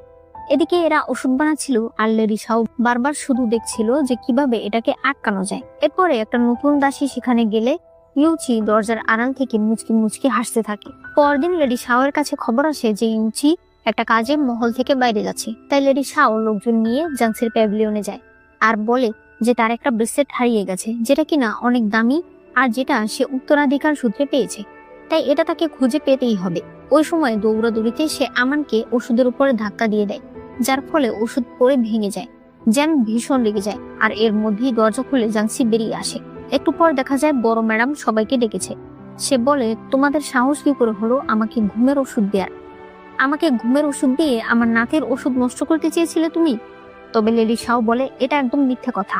আপনি জাংসির কথা শুনছেন? আপনি দেখতে পাচ্ছেন না যে ও একদম সুস্থ? তবে এটা তো প্রমাণ হয়ে যায় যে বড় ম্যাডামকে রাতের বেলা ড্রাগ দেওয়া হয়েছিল। এই কারণে বড় ম্যাডাম লেডি শাওয়ের দুই দাসীকে শাস্তি দিয়ে দেয়। এরপর জাংসি বলতে থাকে, আমি অসুস্থ না, আমাকে বিষ দেওয়া হয়েছে আর আমি শিওর এই কাজটা করেছে লেডি শাও। এই কথা শুনে জাংসির বাবা লেডি শাওয়ের দিকে তাকিয়ে বলে, তুমি কি সুকের সঙ্গেও এই একই কাজ করেছো? সুকে হলো জাংসির মা। এই কথা শুনে তো সবাই অবাক হয়ে যায়। লেডি শাও বারবার বলতে থাকে যে না, আমি এমন কিছুই করিনি। যদি আপনাদের এতই সন্দেহ থাকে তাহলে প্রমাণ করে দেখান। জাংসি বলে, চাচি, আপনি কি একটা ফুলের নাম শুনেছেন? এই ফুলটা দেখতে খুব সুন্দর, পানিতে মিশালে এটা একদম খুব সুন্দর একটা ঘ্রাণ ছড়ায়, তবে এর কোনো রং হয় না। সেই ফুল আমি এই কাপে মিশিয়েছি। এই বলে সে লেডি শাওয়ের দিকে ছুড়ে দিলে লেডি শাও চিৎকার দিয়ে ভয় পেয়ে যায়। জাংসি বলে, এত ভয় পাওয়ার কি আছে? নাকি আপনি জানেন যে ওই ফুলে বিষ থাকে? লেডি শাও বড় ম্যাডামকে গিয়ে বলে, আমি এই কাজ কি করে করব? জাংসি বলে, এটা আমার মায়ের সঙ্গে জড়িয়ে আছে, তাই ওনার নামে আমি সিকিউরিটি অফিসে কেস করব আর এই ঘটনা আমি ফাঁস করেই ছাড়ব। এই কথা শুনে চাচা লেডি শাওকে একটা থাপ্পড় মারে আর বলে, এখনো সত্যি বলবে কি বলবে না? লেডি শাও বলে, তুমি আমাকে মারছো, তোমার জন্যই আমি একটার পর একটা অন্যায় করে গেছি। আপনারা সবাই দায়ী সুকের মৃত্যুর জন্য। সে বড় ম্যাডামকে বলে, আপনি আমার হাত ধরে বলেছিলেন আমাকে আপনি আপনার বাড়ির বউ বানাবেন, কিন্তু কি হলো? আপনার বড় ছেলে সুকেকে পছন্দ করে আমার সঙ্গে বিয়ের এঙ্গেজমেন্ট ভেঙে দেয়। সবাই আমাকে নিয়ে হাসাহাসি করতো। এরপর আপনি আমাকে বললেন যে আমি যেন আপনার ছোট ছেলেকে বিয়ে করি। ঠিক আছে, আমি করেছি। এরপর থেকে সব সময় আপনি আমাকে উস্কাতে থাকতেন যে আমার থেকে কেন সুকে সব দিক থেকে ভালো। সুকের ব্যাকগ্রাউন্ড এত ভালো নয়, তাই সবসময় আপনি চাইতেন আমি যেন সুকের সঙ্গে কম্পিটিশনে লেগে থাকি। সে তার স্বামীকে বলে, তুমি সবসময় বলতে কেন সুকে বাড়ির দায়িত্ব পালন করে, এই বাড়ির দায়িত্ব কেন আমি নিতে পারছি না? এখন ভালো আছে না সবকিছু? এখন সবকিছু ঠিক আছে, তোমাদের সবার মনের ইচ্ছা পূরণ হয়ে গেছে। জাংসিরা তিন ভাই বোন তার উপর প্রচন্ড রেগে যায়। জ্যান্ত তাকে ধরে বলতে থাকে, আমার মাকে ফিরিয়ে দাও। লেডি শাও তখন আবার কাঁদতে শুরু করে। সে বলে, আমি সুকের সঙ্গে কম্পিটিশন করতাম, কিন্তু আমি কখনোই ওকে মারতে চাইনি। আমিও বুঝতে পারিনি এরপর আমাদেরকে সে বলতে থাকে যে সুকে প্রেগনেন্ট হওয়ার পর বাড়ির দায়িত্ব বড় ম্যাডাম লেডি শাওকে দিয়েছিল। এখন সে চায় সুকে যেন আরো কিছুদিন অসুস্থ থাকে, অর্থাৎ তার ডেলিভারি হওয়ার পরও সে যেন কিছুদিন অসুস্থ থাকে, তাহলে সে আরো কয়েকদিন বাড়ির দায়িত্ব পালন করতে পারবে। এজন্য সে একটা ডাক্তারের কাছে যায়। ডাক্তার তাকে একটা ওষুধ দেয় যেটা সুকের গোসলের পানিতে মেশাতে হবে। লেডি শাও সেটাই করে। তবে এর ফলে যে সুকে মারা যাবে এটা সে কখনোই ভাবতে পারেনি। এরপর কিছুদিন আগে আবারও তাকে কিছু লোক একটা ঘরে নিয়ে যায়, আর একজন মহিলা তাকে বলে যে জাংসিকেও সরাতে হবে। তার গোসলের পানিতে মেশানোর জন্য সেই ওষুধটাই সেই মহিলা আবার লেডি শাওকে দেয়। জাংসি জিজ্ঞেস করে কে সেই মহিলা। লেডি শাও বলে উনি নিজে পরিচয় দেয় যে উনি একজন ব্যবসায়ী, তবে ওনার ভেতরের জামা আমি দেখেছি। উনি অনেক হাই কোয়ালিটির পোশাক পরে, যেগুলো শুধুমাত্র রাজবংশের বা রাজপ্রাসাদে যারা থাকে তারাই পরতে পারে। এটা শুনে জাংসির বাবা বলে মিথ্যা কথা, রাজবংশের মানুষ কেন সুকেকে মারতে যাবে, এই কাজ তুমি করেছো। এবং সে তার ছোট ভাইকে বলে এর বিচার যেন তার ভাই নিজেই করে। এই বলে জাংসির বাবা চলে যায়। তবে জাংসি স্পষ্ট বুঝতে পারে যে তার বাবা জানে যে রাজপ্রাসাদের কে তার মাকে মেরেছে, তবে তার বাবা তাদেরকে জানতে দিতে চায় না। লেডি শাওয়ের স্বামী তাকে বড় যাকে মারার জন্য নিজেকে আত্মহত্যা করতে বলে। এরপরে লেডি শাও একটা চিঠি লিখে নিজেকে শেষ করতে যায়। একটু পর তার স্বামী তাকে দেখতে আসলে দাসেরা বলে হুজুর, ম্যাডাম পালিয়ে গেছে। তারা জানতে পারে যে লেডি শাওকে জাংসি নিয়ে গেছে। এর পরের সিনে জাংসির বাবা জাংসিকে বলতে থাকে তুমি এগুলোর মধ্যে জড়িও না, তুমি বুঝতে পারছো না যে এটা কত বড় ডেঞ্জারাস জিনিস।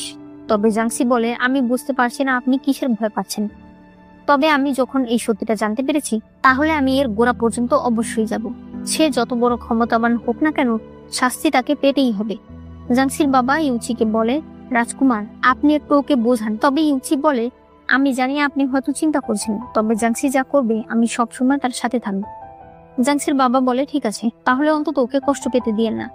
এর পরের সিনে দেখা যায় প্রিন্সেস রয়েলের যে প্রধান দাসী তাকে এক লোক একটা বাড়িতে নিয়ে আসে।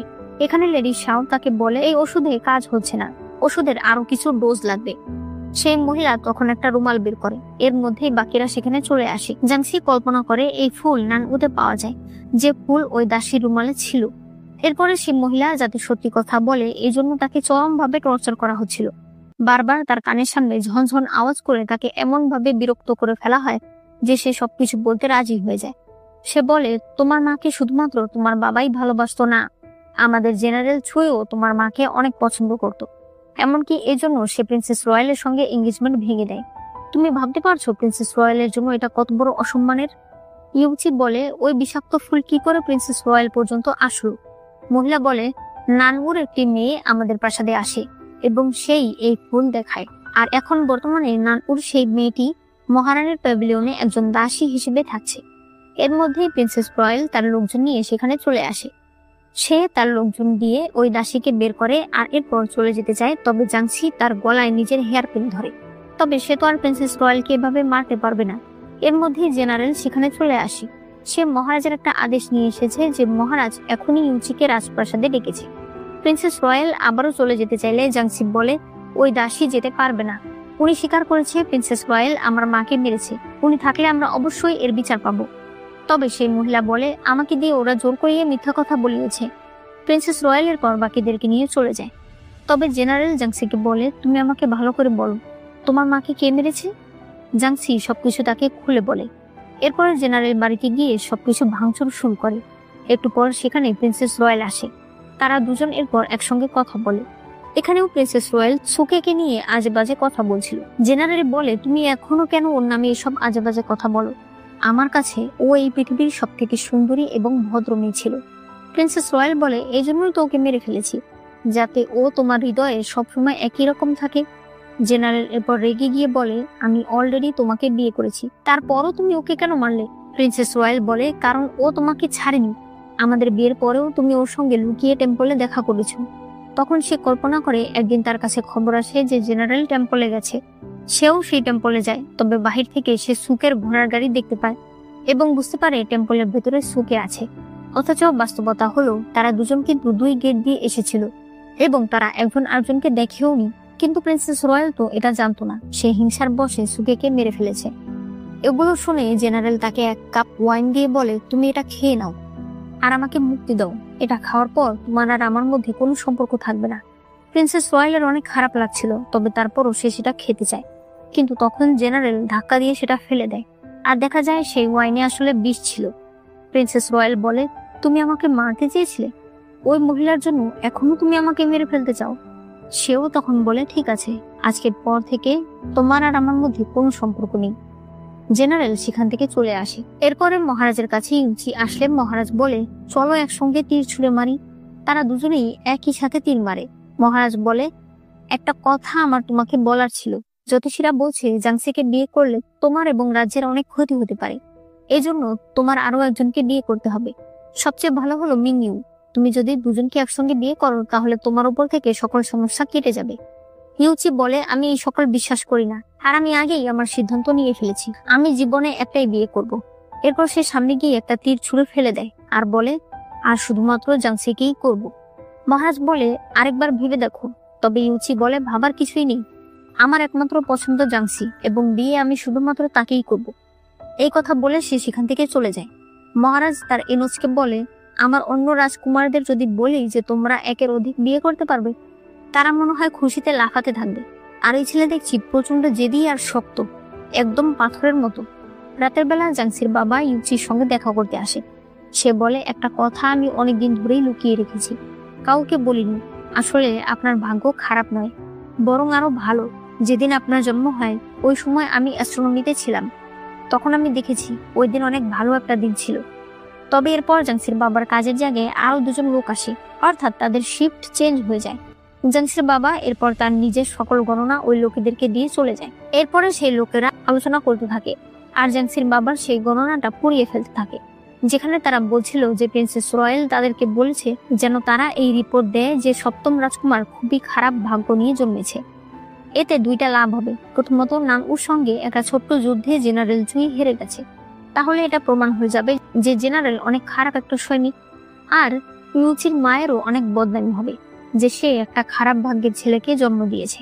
প্রিন্সেস রয়্যাল ইউচির মাকে একদম পছন্দ করতো না, আর এইসব কথাই জাংসির বাবা আড়াল থেকে শুনে ফেলে। তবে যেহেতু এই ঘটনা প্রিন্সেস রয়্যালের সঙ্গে জড়িয়ে আছে, তাই এই বিষয়ে কাউকেই সে বলেনি। এখন সে ইউচিকে বলে, ওই প্রিন্সেস রয়্যাল আমার স্ত্রীকে মেরেছে, এখন আমার মেয়েকেও মারতে চাইছে। তাই আমি কোনোভাবেই চাই না আপনার সঙ্গে বিয়ে হয়ে আমার মেয়ে রাজপ্রাসাদে আসুক। জাংসিও এইসব কথা শুনতে পায়। ইউচি বলে, আপনি কোনো চিন্তা করবেন না, আমি কখনোই জাংসির কিছু হতে দেব না। পরদিন জাংসি ইউচির মায়ের সঙ্গে দেখা করতে আসে। ইউচির মা জাংসিকে সুকের ব্যাপারে আজেবাজে কথা বলতে থাকে, মানে জাংসির মায়ের ব্যাপারে। জাংসিও অনেকগুলো কথা শুনিয়ে দেয়, যার ফলে ইউচির মা অনেক রেগে যায় আর জাংসিকে থাপ্পড় দিতে বলে। থাপ্পড় দেওয়া হলে জাংসির মা বলে, জাংসির আগে মার্কিউস আনের ছেলের সঙ্গে এঙ্গেজমেন্ট হয়েছিল, তাই ওকে পরীক্ষা করে দেখো যে ও এখনো ভার্জিন কিনা। তাকে ভেতরে নিয়ে যাওয়া হলে জাংসি একটা ভাঙা কাচের টুকরা দিয়ে ওই দাসীকে ভয় দেখায় এবং তার হাত কেটে ফেলে। এরপর বলে, এর মধ্যে বিষ লাগানো আছে, যদি আপনি আমার কথা না শোনেন তাহলে এই বিষ আপনাকে শেষ করে ফেলবে। সেই দাসী তো প্রচন্ড ভয় পেয়ে যায় আর বলে, আপনি কি জানতে চান আমাকে বলুন, আমি সব বলবো। জাংসি তার কাছ থেকে কিছু দাসীদের তথ্য নেয় যারা কিনা প্রায় 20 বছর ধরে এখানে কাজ করছে এবং মহারানীর মহলে আছে। এরপরে জাংসি আবার ভেতরে আসলে তার শাশুড়ি তাকে বলে, এইবার তোমাকে তোমার অন্যায়গুলো কাগজে লিখতে হবে। জাংসি আবারও ভেতরে চলে যায়। ওই সময় ইউচি এই মহলেই আসছিল। তখন ইউচির ভাবি মানে রাজকুমার চিয়ের স্ত্রীর সঙ্গে তার দেখা হয়ে যায়। এখানে রাজকুমার চিয়ের স্ত্রী ইউচিকে সবকিছু বলে দেয় যে তার মা জাংসির সঙ্গে কি কি ব্যবহার করেছে। ইউচির সাথে সাথে ভেতরে চলে আসে আর সে বলে যে জাংসি কোথায়। তার মা কথা ঘোরাতে চাইলে সে দাসীকে বলে, তোমার সাহস কি করে হলো জাংসির গায়ে হাত দেওয়ার? আমি মেয়েদের গায়ে হাত তুলি না, তাই নিজেকে নিজেই মারো। সেই দাসী এরপর নিজেকেই থাপ্পড় মারতে শুরু করে। ইউচির মা বলে, তুমি এগুলো কেন করছো? আমি যা করছি তোমার ভালোর জন্যই করছি। এই কথা বলার সাথে সাথে ইউচি চিৎকার করে বলে, আর আমার ভালোর জন্যই বুঝি? আমার জন্মের পরই আপনি আমাকে দূরে সরিয়ে দিয়েছিলেন। এটা শুনে তার মায়ের আর কিছু বলার থাকে না। ইউচি জাংসির কাছে গিয়ে তাকে জড়িয়ে ধরে আর বারবার তার গাল দেখতে থাকে। সে বলে, পুরো রাজ্যের মধ্যে সবচেয়ে সুন্দর চেহারাটাই আজ নষ্ট হয়ে যেত। আমি আর জীবনেও তোমাকে এই মহলে আসতে দেব না। এদিকে রাজকুমারী ফুচিংকে পড়ানোর জন্য মহারাজ জিনকে ঠিক করেছে। জিন এখন থেকে সবসময় রাজকুমারী ফুচিংকে পড়াবে। পরদিন জাংসি আর ইউচি একসঙ্গে মহারানীর প্যালেসে আসে। একটু পরে সেখানে রাজকুমারী ফুচিং আসে। ফুচিং এর চোখ দেখে জাংসির সন্দেহ হয়। সে মহারানীকে এই বিষয়ে জিজ্ঞেস করে। মহারানী বলে, ছোটবেলায় ফায়ারওয়ার্কস জ্বালানোর সময় হঠাৎ করেই একটা ফুচিং এর চোখে চলে আসে, আর এরপর থেকে সে আর চোখে দেখতে পায় না। জাংসি এরপর সিদ্ধান্ত নেয় যে সে কয়দিন এই মহলে থাকবে। সে ইউচিকে বলে, রাজকুমারীর চোখের কাছে যে তিলটা, এটা আমার সুবিধাজনক মনে হচ্ছে না। মনে হচ্ছে তার চোখের সমস্যার পেছনে কোনো না কোনো কারণ রয়েছে। এমনকি এ বিষয়ে সে মহারানীকেও বলে। মহারানী বলে, তাহলে তুমি ইনভেস্টিগেশন করো। পরে ছেড়ে জাংসি আর রাজকুমারী ফুচিং একসঙ্গে ঘুরে ওড়াচ্ছিল। এখানে মহারাজ আর জিন কথা বলছিল। মহারাজ জিনকে কথায় কথায় বিভিন্নভাবে জিজ্ঞেস করে যে সে ফুচিংকে পছন্দ করে কিনা, তবে জিন এ বিষয়ে সরাসরি না করে দেয়। এরপরে জাংসি ইউচিকে বলে যে তার দুজন দাসীর উপর সন্দেহ। তারা এরপরে নীল জামা পরা এই মহিলাকে নান উ রাজ্যের মনে করে। এই জন্য ইউচি তাকে কলে কৌশলে নিজের প্রাসাদে নিয়ে আসে। এরপর তাকে নান উর কিছু গাছ দেখায়, তবে এই মহিলা গাছ দুটো চিনতে পারে না। এতে ইউচি বুঝে যায় যে এ না, বরং অন্যজন হলো নান উ রাজ্যের। এদিকে সত্যি সে জাংসিকে মারতে এসেছে। ইউচি তাড়াতাড়ি ঘোড়া নিয়ে প্রাসাদে আসলে দেখতে পায় জাংসি ভালো আছে। তখন আমাদেরকে দেখানো হয় আসলে জাংসি নিজের আসল পরিচয় ওই মহিলাকে দিয়ে দিয়েছে, যে সে নান উর সেন্টেস। আর নান উর সেন্টেস হলো নান উ রাজ্যের সর্বোচ্চ ব্যক্তি, যাকে কিনা সবাই মানতে বাধ্য। এখন জাংসি বলে, এবার আপনি আমাকে সত্যি করে বলুন যে আপনি আসলে কি কি করেছেন, আর ফুচিং রাজকুমারী চোখ আপনাকে ভালো করতেই হবে। একটু পরেই ফুচিং এর চোখের কাছ থেকে জাংসি একটা ছোট পোকা বের করে। এটার কারণেই মূলত ফুচিং চোখে দেখতে পেত না। নান উ সেই মহিলা সিক্রেটলি একটা কবুতরের মাধ্যমে নানুতে এই খবর পাঠিয়ে দেয় যে সে তাদের সেন্টেসকে খুঁজে পেয়েছে। এরপরে ফুচিং চোখে দেখতে পায়। এটা দেখে তার মা যেমন খুশি হয় তেমন তার বাবাও অনেক খুশি হয়। এরপরে ফুচিং তার মাকে বলে যে তাকে একজন ইচ্ছে করে অন্ধ বানিয়ে দিয়েছিল। সে বলতে থাকে, একদিন লুকোচুরি খেলার সময় সে প্রিন্সেস রয়্যালের ঘরের ক্যাবিনেটে লুকিয়ে পড়ে। তবে এরপর সে ঘুমিয়ে যায়। কিছুক্ষণ পর যখন তার ঘুম ভাঙে, তখন সে শুনতে পায় প্রিন্সেস রয়্যাল একজনকে বলছে যে কিভাবে মহারানীকে বিষ দিয়ে মেরে ফেলতে হবে। এই মহারানী হলো সেই মহারানী যাকে মহারাজ অনেক ভালোবাসত, যে রাজ্যের জন্য অনেক ভাবতো, আর এই কারণেই সে সবসময় প্রিন্সেস রয়্যালের বিরুদ্ধে থাকতো। তবে এগুলো শোনার পর ফুচিং এর হাত থেকে একটা খেলনা পড়ে যায়। শব্দ শুনে তার ফুপো তার কাছে আসে। এরপর তাকে বলে, তুমি আজ কিছুই শোনোনি, কিছুই দেখোনি। যদি তুমি আমার কথা শোনো তাহলে তোমার মা হবে মহারানী। সব দিক থেকেই তোমার মায়ের সম্মান বেড়ে যাবে। মহারানী বলতে থাকে, আমি অনেক বড় পরিবার থেকে আসিনি, তাই আমি কখনোই ভাবিনি যে আমি মহারানী হতে পারবো। আমি ভেবেছিলাম মহারাজ হয়তো ভালোবেসে আমাকে মহারানী বানিয়েছে, কিন্তু আমি যে আমার মেয়ের বিনিময়ে মহারানী হয়েছি এটা আমি জানতাম না। ইউচি বলে, উনি আমার সঙ্গেও অন্যায় করেছে। সে অ্যাস্ট্রোনমির সব ঘটনা মহারানীকে খুলে বলে। তবে এখনো এসব কিছু যদি মহারাজের কাছে জানানো হয়, তারপরেও মহারাজ সর্বোচ্চ হলে প্রিন্সেস রয়্যালকে কিছু শাস্তি দিতে পারে। কিন্তু এতে প্রিন্সেস রয়্যাল আরো রেগে যাবে, আর হতে পারে সে বড় ধরনের কোনো অন্যায়ও করতে পারে। তাই তাদেরকে আরো কিছু প্রমাণ জোগাড় করতে হবে। এরপর দেখা যায় আজ প্রিন্সেস রয়্যালের জন্মদিন। তবে জন্মদিনে সে কোনো বড় আয়োজন করে না। সে একা একাই ড্রিঙ্ক করছিল। মহারাজ এসে বলে, কি হয়েছে? রংয়ান তখন পুরনো কথা বলতে থাকে, কিভাবে সে তার ভাইকে রাজা হতে সাহায্য করেছে। এরপর সে বলে, এতগুলো বছরে আমি তোমার কাছে কিছুই চাইনি, এখন আমি তোমার কাছে একটা জিনিস চাই। সে হাঁটু গেড়ে মাটিতে বসে পড়ে, আর এরপর সে বলে যে সে মিনিউর সঙ্গে ইউচির বিয়ে চায়। পরদিন ফুচিং বাজারে আসলে তার দাসী তাকে রেখে পানি আনতে যায়। ফুচিং বাইরে এসে জিনের কণ্ঠ শুনে বুঝতে পারে এটা জিন। সে তখন তাকে ডাকে। জিন এটা দেখে ভীষণ খুশি হয়ে যায় যে ফুচিং এখন চোখে দেখতে পারছে। সে তাকে নিয়ে একটা লেকের কাছে আসে। এখানে তারা একদম সন্ধ্যা পর্যন্ত থাকে আর অনেক কথা বলে। এরপর জিন ফুচিংকে প্রাসাদে পৌঁছে দেয়।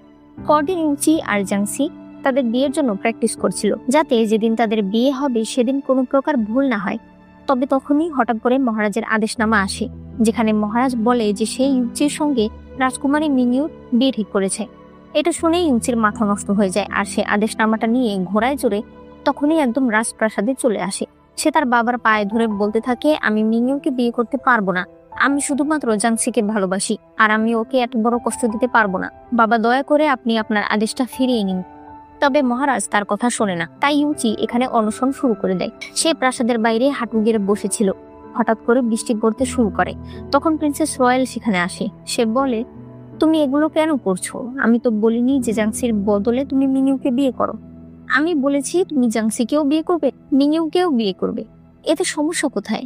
আমার এই একটা ইচ্ছে পূরণ করলে তুমি ভালো থাকবে, সবাই ভালো থাকবে। তবে ইউচি বলে, আপনার এই ইচ্ছে আমি পূরণ করতে পারছি না। জাংসি তো প্রাসাদের ভিতরে যেতে পারে না, তাই সে বাইরেই দাঁড়িয়ে থাকে। এভাবেই 3 দিন কেটে যায়। তবে মহারাজের সিদ্ধান্ত এখনো বদলায় না। ইউচির অবস্থা খুবই খারাপ হয়ে যায়, কিন্তু তারপরও সে হাল ছাড়ে না। অন্যদিকে জাং ই তার মেয়েকে নিয়ে বাজারে এসেছে। এখানে ইয়ান হঠাৎ করেই সামনে তার বাবাকে দেখতে পায়। সে তার মাকে বলে, মা এটা কি বাবা?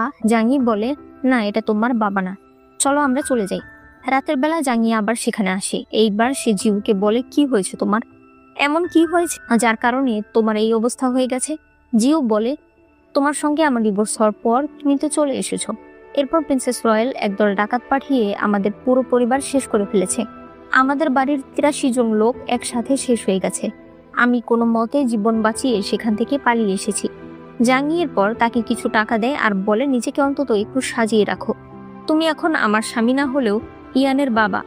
এদিকে ইউচি আর সহ্য করতে পারে না, সে অজ্ঞান হয়ে যায়। জাংসি যখন এই কথা জানতে পারে তখন সে বলে যে আমি মহারাজের সঙ্গে কথা বলতে চাই। এদিকে জিউ মোটামুটি পরিপাটি হয়ে জাংইর সঙ্গে দেখা করতে আসে। অন্যদিকে মহারানী ইউচির কাছে আসে আর তার জ্ঞান ফেরায়। সে বলে জাংসি মহারাজের সঙ্গে কথা বলেছে, জাংসির এতে কোনো সমস্যা নেই যদি তুমি দুটো বিয়ে করো। কিন্তু ইউচি এটা শোনার পরেও বলে, না আমি এই বিয়েতে কখনোই রাজি হব না। তবে মহারানী বোঝায়, তুমি এমন করলে জাংসির জীবন ঝুঁকিতে পড়বে। এরপরে ইউচি মন খারাপ করে বসেছিল। জাংসি বউ সেজে ভাবছিল, এখন আমার কাছে শুধুমাত্র একটাই উপায় আছে, সেটা হলো জিউর কাছে থাকা প্রমাণটা মহারাজের কাছে পেশ করা। দেখা যাক সবকিছু প্ল্যান মতো হয় কিনা। অন্যদিকে মিনিউকে সুন্দর করে তার মা সাজিয়ে দেয়। এরপরে বিয়ের উদ্দেশ্যে সবাই রাজপ্রাসাদের দিকে যেতে থাকে। রাস্তার মাঝখানে ইউচি ঘোড়া নিয়ে দাঁড়িয়েছিল। সে যখন দেখতে পায় সামনের পালকিতে মিনিউ আসছে, তখন সে ঘোড়া ঘুরিয়ে পেছন দিকে দাঁড়ায়। এরপর ঘোড়া থেকে নেমে বলে, আমার নাম ইউজিন, আমি এই রাজ্যের ৭ম রাজকুমার। আজ রাজ্যের সাধারণ মানুষের সামনে আমি বলছি, আমি আমার রাজকুমারের পদ ত্যাগ করছি। মহারাজকে গিয়ে বলবেন সে যেন আমাকে ত্যায্য করে দেয়।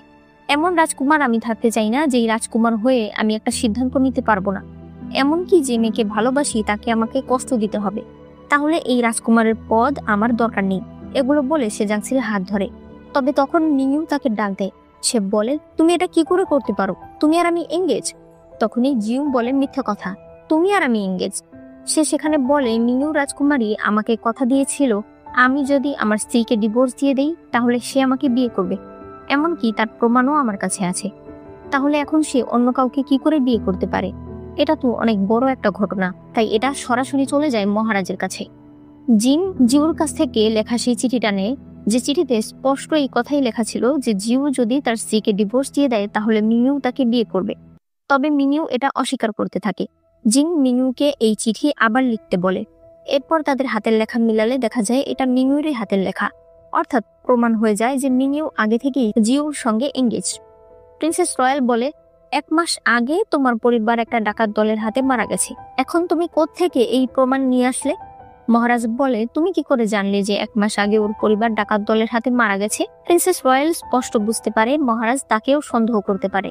তাই সে মিনিউকে বলে, তোমাকে এই ছেলেকেই বিয়ে করতে হবে, যাকে অলরেডি তুমি কথা দিয়ে রেখেছো। মহারাজ বলে, তাহলে নিয়ে আসো, 2 জুটিকেই এখানে নিয়ে আসো, আমার সামনেই তাদের 4 জনের বিয়ে হবে।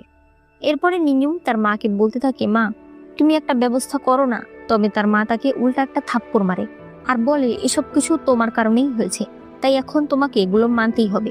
সে ভেতরে চলে যায় আর দরজা লাগিয়ে দেয়। একটু পর দেখা যায় মিনিউ আর জিউ একই ঘরে আছে। জিউ বলে, আসো একসঙ্গে ওয়াইন খাই। মিনিউ তো প্রচন্ড রেগে যায়। সে বলে, তুমি নিজেকে কি ভাবছো? যদি মহারাজের আদেশ না হতো তাহলে তোমাকে কখন আমি মেরে ফেলতাম। তবে তুমি চিন্তা করো না, তুমি এমনিতেও বাঁচবে না। জিউ বলে, আমি কত বড় ভুল করেছি তোমার কথা শুনে। আমার স্ত্রী, আমার সন্তান আমাকে ছেড়ে চলে গেছে, আমার পরিবারের ৮৩ জন মানুষ সে।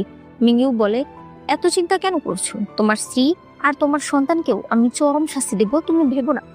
জিউ আবারও মিনিউকে ওয়াইন খেতে বললে মিনিউ ওয়াইন ফেলে দেয়। জিউ একটা মোমবাতির কাছে যায়। মোমবাতিটা সরালেই সেখানে একটা চিকন অস্ত্র দেখা যায় আর সেটা দিয়ে জিউ মিনিউর পেটে ঢুকিয়ে দেয়।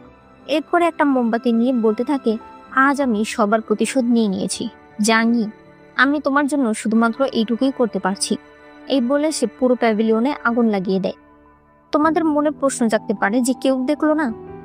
আসলে বিয়ের রাতে পুরো প্যাভিলিয়নে কোনো দাসদাসী রাখা হয় না, যাতে নতুন বর আর বউকে কেউ ডিস্টার্ব না করে। এদিকে প্রিন্সেস রয়্যালের মনটা অনেক খারাপ লাগছিল।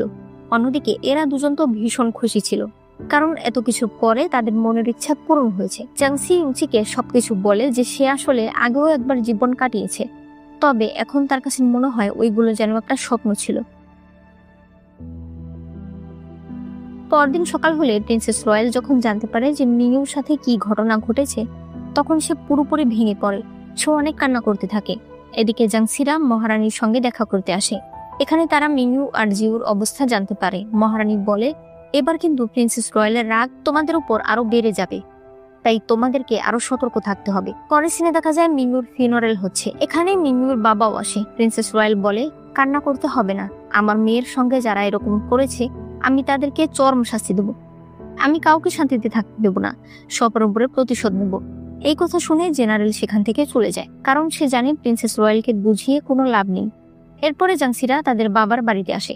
এখানে জাংসি তার বড় বোন জাঙ্গিকে সবকিছু বলে দেয় যে কিভাবে জিউ মিনুকে মেরে ফেলেছে এবং পুরো প্যাভিলিয়নে আগুন ধরিয়ে দিয়ে নিজেকেও শেষ করে ফেলেছে। জাঙ্গির মনে পড়ে ওই দিন জিউ ইয়ানের সঙ্গে দেখা করতে এসেছিল। জাঙ্গি তাকে খাবার খেতে দেয় আর কিভাবে মিনিউ এখন ইউচিকে বিয়ের জন্য পাগল হয়ে গেছে এই সব কিছুই বলে। এরপরে জিউ কিছুক্ষণ তার মেয়ে ইয়ানের সঙ্গে খেলা করে। এসব মনে করে জাঙ্গির অনেক খারাপ লাগে। প্রিন্সেস রয়্যালের কাছে একজন বলে যে নান ও সেক্টের সেই মহিলাই মূলত জাংসিকে জানিয়ে দিয়েছে যে কিভাবে ফুচিং এর চোখ ভালো করা যায়। প্রিন্সেস রয়্যাল বলে, জাংসি এমন কি লোভ দেখিয়েছে যে ও আমাকে ধোকা দিল। সে তার লোককে জাংসির উপর নজর রাখতে বলে। সেই লোক যখন জাংসির উপর নজর রাখছিল তখন ইউচি সেটা খেয়াল করে। জাংসি বলতে থাকে, হতে পারে অলরেডি তারা আমার ঘাড়ে চিহ্ন দেখে ফেলেছে, আমাদেরকে কিছু প্ল্যানিং করতে হবে। অন্যদিকে লেডি শাও আর চিয়ান এখন আলাদা একটা বাড়িতে থাকতো। তবে হঠাৎ করেই সেখানে প্রিন্সেস রয়্যালের লোকেরা চলে আসে আর তারা লেডি শাওকে মেরে ফেলে। চিয়ানকেও মারতে যাবে তার আগেই কমান্ডেন্ট সেখানে চলে আসে। লেডি শাও বলে, তুমি বাড়িতে চলে যাও আর সবাইকে বলে দিও তারা যেন আমাকে ক্ষমা করে দেয়। চিয়ান এরপর বাড়িতে ফিরে আসে। জাংসি বুঝতে পারে আজ নয়তো কাল তার পরিচয় ফাঁস হয়ে যাবে, তাই তাকে এখনই কিছু একটা করতে হবে। পরদিন তারা সবাই একসঙ্গে বড় ম্যাডামের কাছে বসেছিল। এখানে জাংসি তার চাচাকে, তার দাদিকে ছোট করে অনেক কথা বলতে থাকে, কারণ এখন সে সপ্তম রাজকুমারের স্ত্রী। এই বড়াই দেখিয়ে সে তাদের সবাইকে উস্কাতে থাকে। তার দাদি যখন প্রচন্ড রেগে যায় তখন জাংসি বলে, এতই যদি আমাকে নিয়ে সমস্যা থাকে তাহলে আমাকে ত্যায্য করে দিন, আমি আর আপনাদের পরিবারে থাকতে চাই না। তার দাদিও এতে রাজি হয়ে যায় আর জাংসিকে তাদের পরিবার থেকে আলাদা করে দেয়। এদিকে প্রিন্সেস রয়্যালের কাছে সেই চিহ্নটা চলে আসে। তার সৈনিক বলে, এটা আমি জাংসির ঘাড়ে দেখেছি, আমি খোঁজ নিয়ে জেনেছি এটা নাকি নান উর সেন্টেসের ঘাড়ে থাকে। প্রিন্সেস রয়্যাল বলে, অসম্ভব, ও তো সুকের মেয়ে, তার উপর এই শহরেই বড় হয়েছে, ও কি করে নান উর সেন্টেস হতে পারে। এদিকে নান উর ওই দাসীকে মহারানী বলে, আমি অনেক আগেই ধরতে পেরেছি যে তুমি আসল অপরাধী, তবে আমি কাউকে কিছু জানাইনি। এখন তোমাকে যুবরাজের প্রাসাদে যেতে হবে। সে কল্পনা করে জাংসি মহারানীকে বলেছে কিছুদিন পর আপনি ওই মহিলাকে যুবরাজের প্রাসাদে পাঠিয়ে দেবেন। যদি যুবরাজ এটা জানতে পারে যে তার মাকে আসলে প্রিন্সেস রয়্যাল মেরেছে, তাও আবার ওই দাসীর সাহায্য নিয়ে, তাহলে আমি শিওর যুবরাজ কখনোই আর প্রিন্সেস রয়্যালকে সাপোর্ট করবে না। এমনকি প্রিন্সেস রয়্যাল সারা দুনিয়ায় ওই দাসীকে খুঁজে বেড়ালেও যুবরাজের প্রাসাদে খুঁজবে না, কারণ সে যুবরাজকে অনেক ভরসা করে। এরপরে যুবরাজের স্ত্রী সেই দাসীকে যুবরাজের প্রাসাদে নিয়ে আসে। অন্যদিকে প্রিন্সেস রয়্যালের কাছে খবর আসে যে জাংসির ঘাড়ে যে চিহ্নটা রয়েছে সেটা নান উর সেন্টেসের চিহ্ন এবং এটা লুকিয়ে রাখা যায়, তবে আগুনের তাপ পেলে এটা সহজে ভেসে ওঠে। এরপরে রাজকুমার চি প্রিন্সেস রয়্যালের কাছে আসে আর বলে, ফুপু, আমি জানি ওই দাসী কোথায় আছে, আমি দেখেছি তাকে যুবরাজের প্রাসাদে নিয়ে যাওয়া হয়েছে। কিন্তু প্রিন্সেস রয়্যাল তার কথায় বেশি একটা পাত্তা দেয় না এবং তাকে চলে যেতে বলে। তবে তার কথা সে বিশ্বাস করেছে। সে বলতে থাকে, যুবরাজ কি করে আমাকে ধোকা দিল। অন্যদিকে যুবরাজ সবকিছু জানার পরে কিছুতেই এটা বিশ্বাস করতে রাজি হয় না যে তার ফুপু তার মাকে মারতে পারে। তবে ওই দাসী বারবারই বলতে থাকে যে প্রিন্সেস রয়্যাল এটা করেছে আর আমি তাকে বিষ এনে দিয়েছিলাম। এসব শুনে যুবরাজ অনেক কান্না করতে থাকে। এদিকে প্রিন্সেস রয়্যাল এরপর নিজেই আবার রাজকুমার চি এর কাছে যায় আর তাকে নান উর সেন্টেসে ট্যাপ দেখিয়ে বলে, সপ্তম রাজকুমারের স্ত্রীর শরীরে এটা দেখা গেছে, অর্থাৎ সে নান উর সেন্টেস। তুমি যদি এটা ফাঁস করো তাহলে আমি কথা দিচ্ছি আমি তোমাকে সাহায্য করব যুবরাজ হতে। তবে রাজকুমার চি এতে রাজি হয় না। অন্যদিকে ইউচি একটা ওষুধ নিয়ে জাংসির ঘাড়ের দাগটা মুছে ফেলে।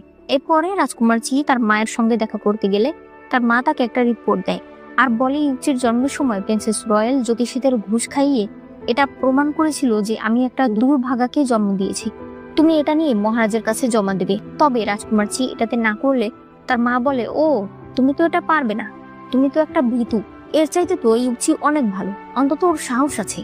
এগুলো শুনে রাজকুমার চি এর অনেক রাগ উঠে যায় আর সে সেখান থেকে চলে আসে। এরপর সে সিদ্ধান্ত নেয় সে তার ফুপুর কথাই মেনে নেবে এরপর প্রিন্সেস রয়্যাল মার্কিউস চাংশিয়ানকে ডাকে। সে বলে, ওই সময় আমি আপনার ছেলেকে বাঁচাতে পারিনি, তবে আপনার ছেলের এই পরিণতির কারণ কিন্তু জাংসি।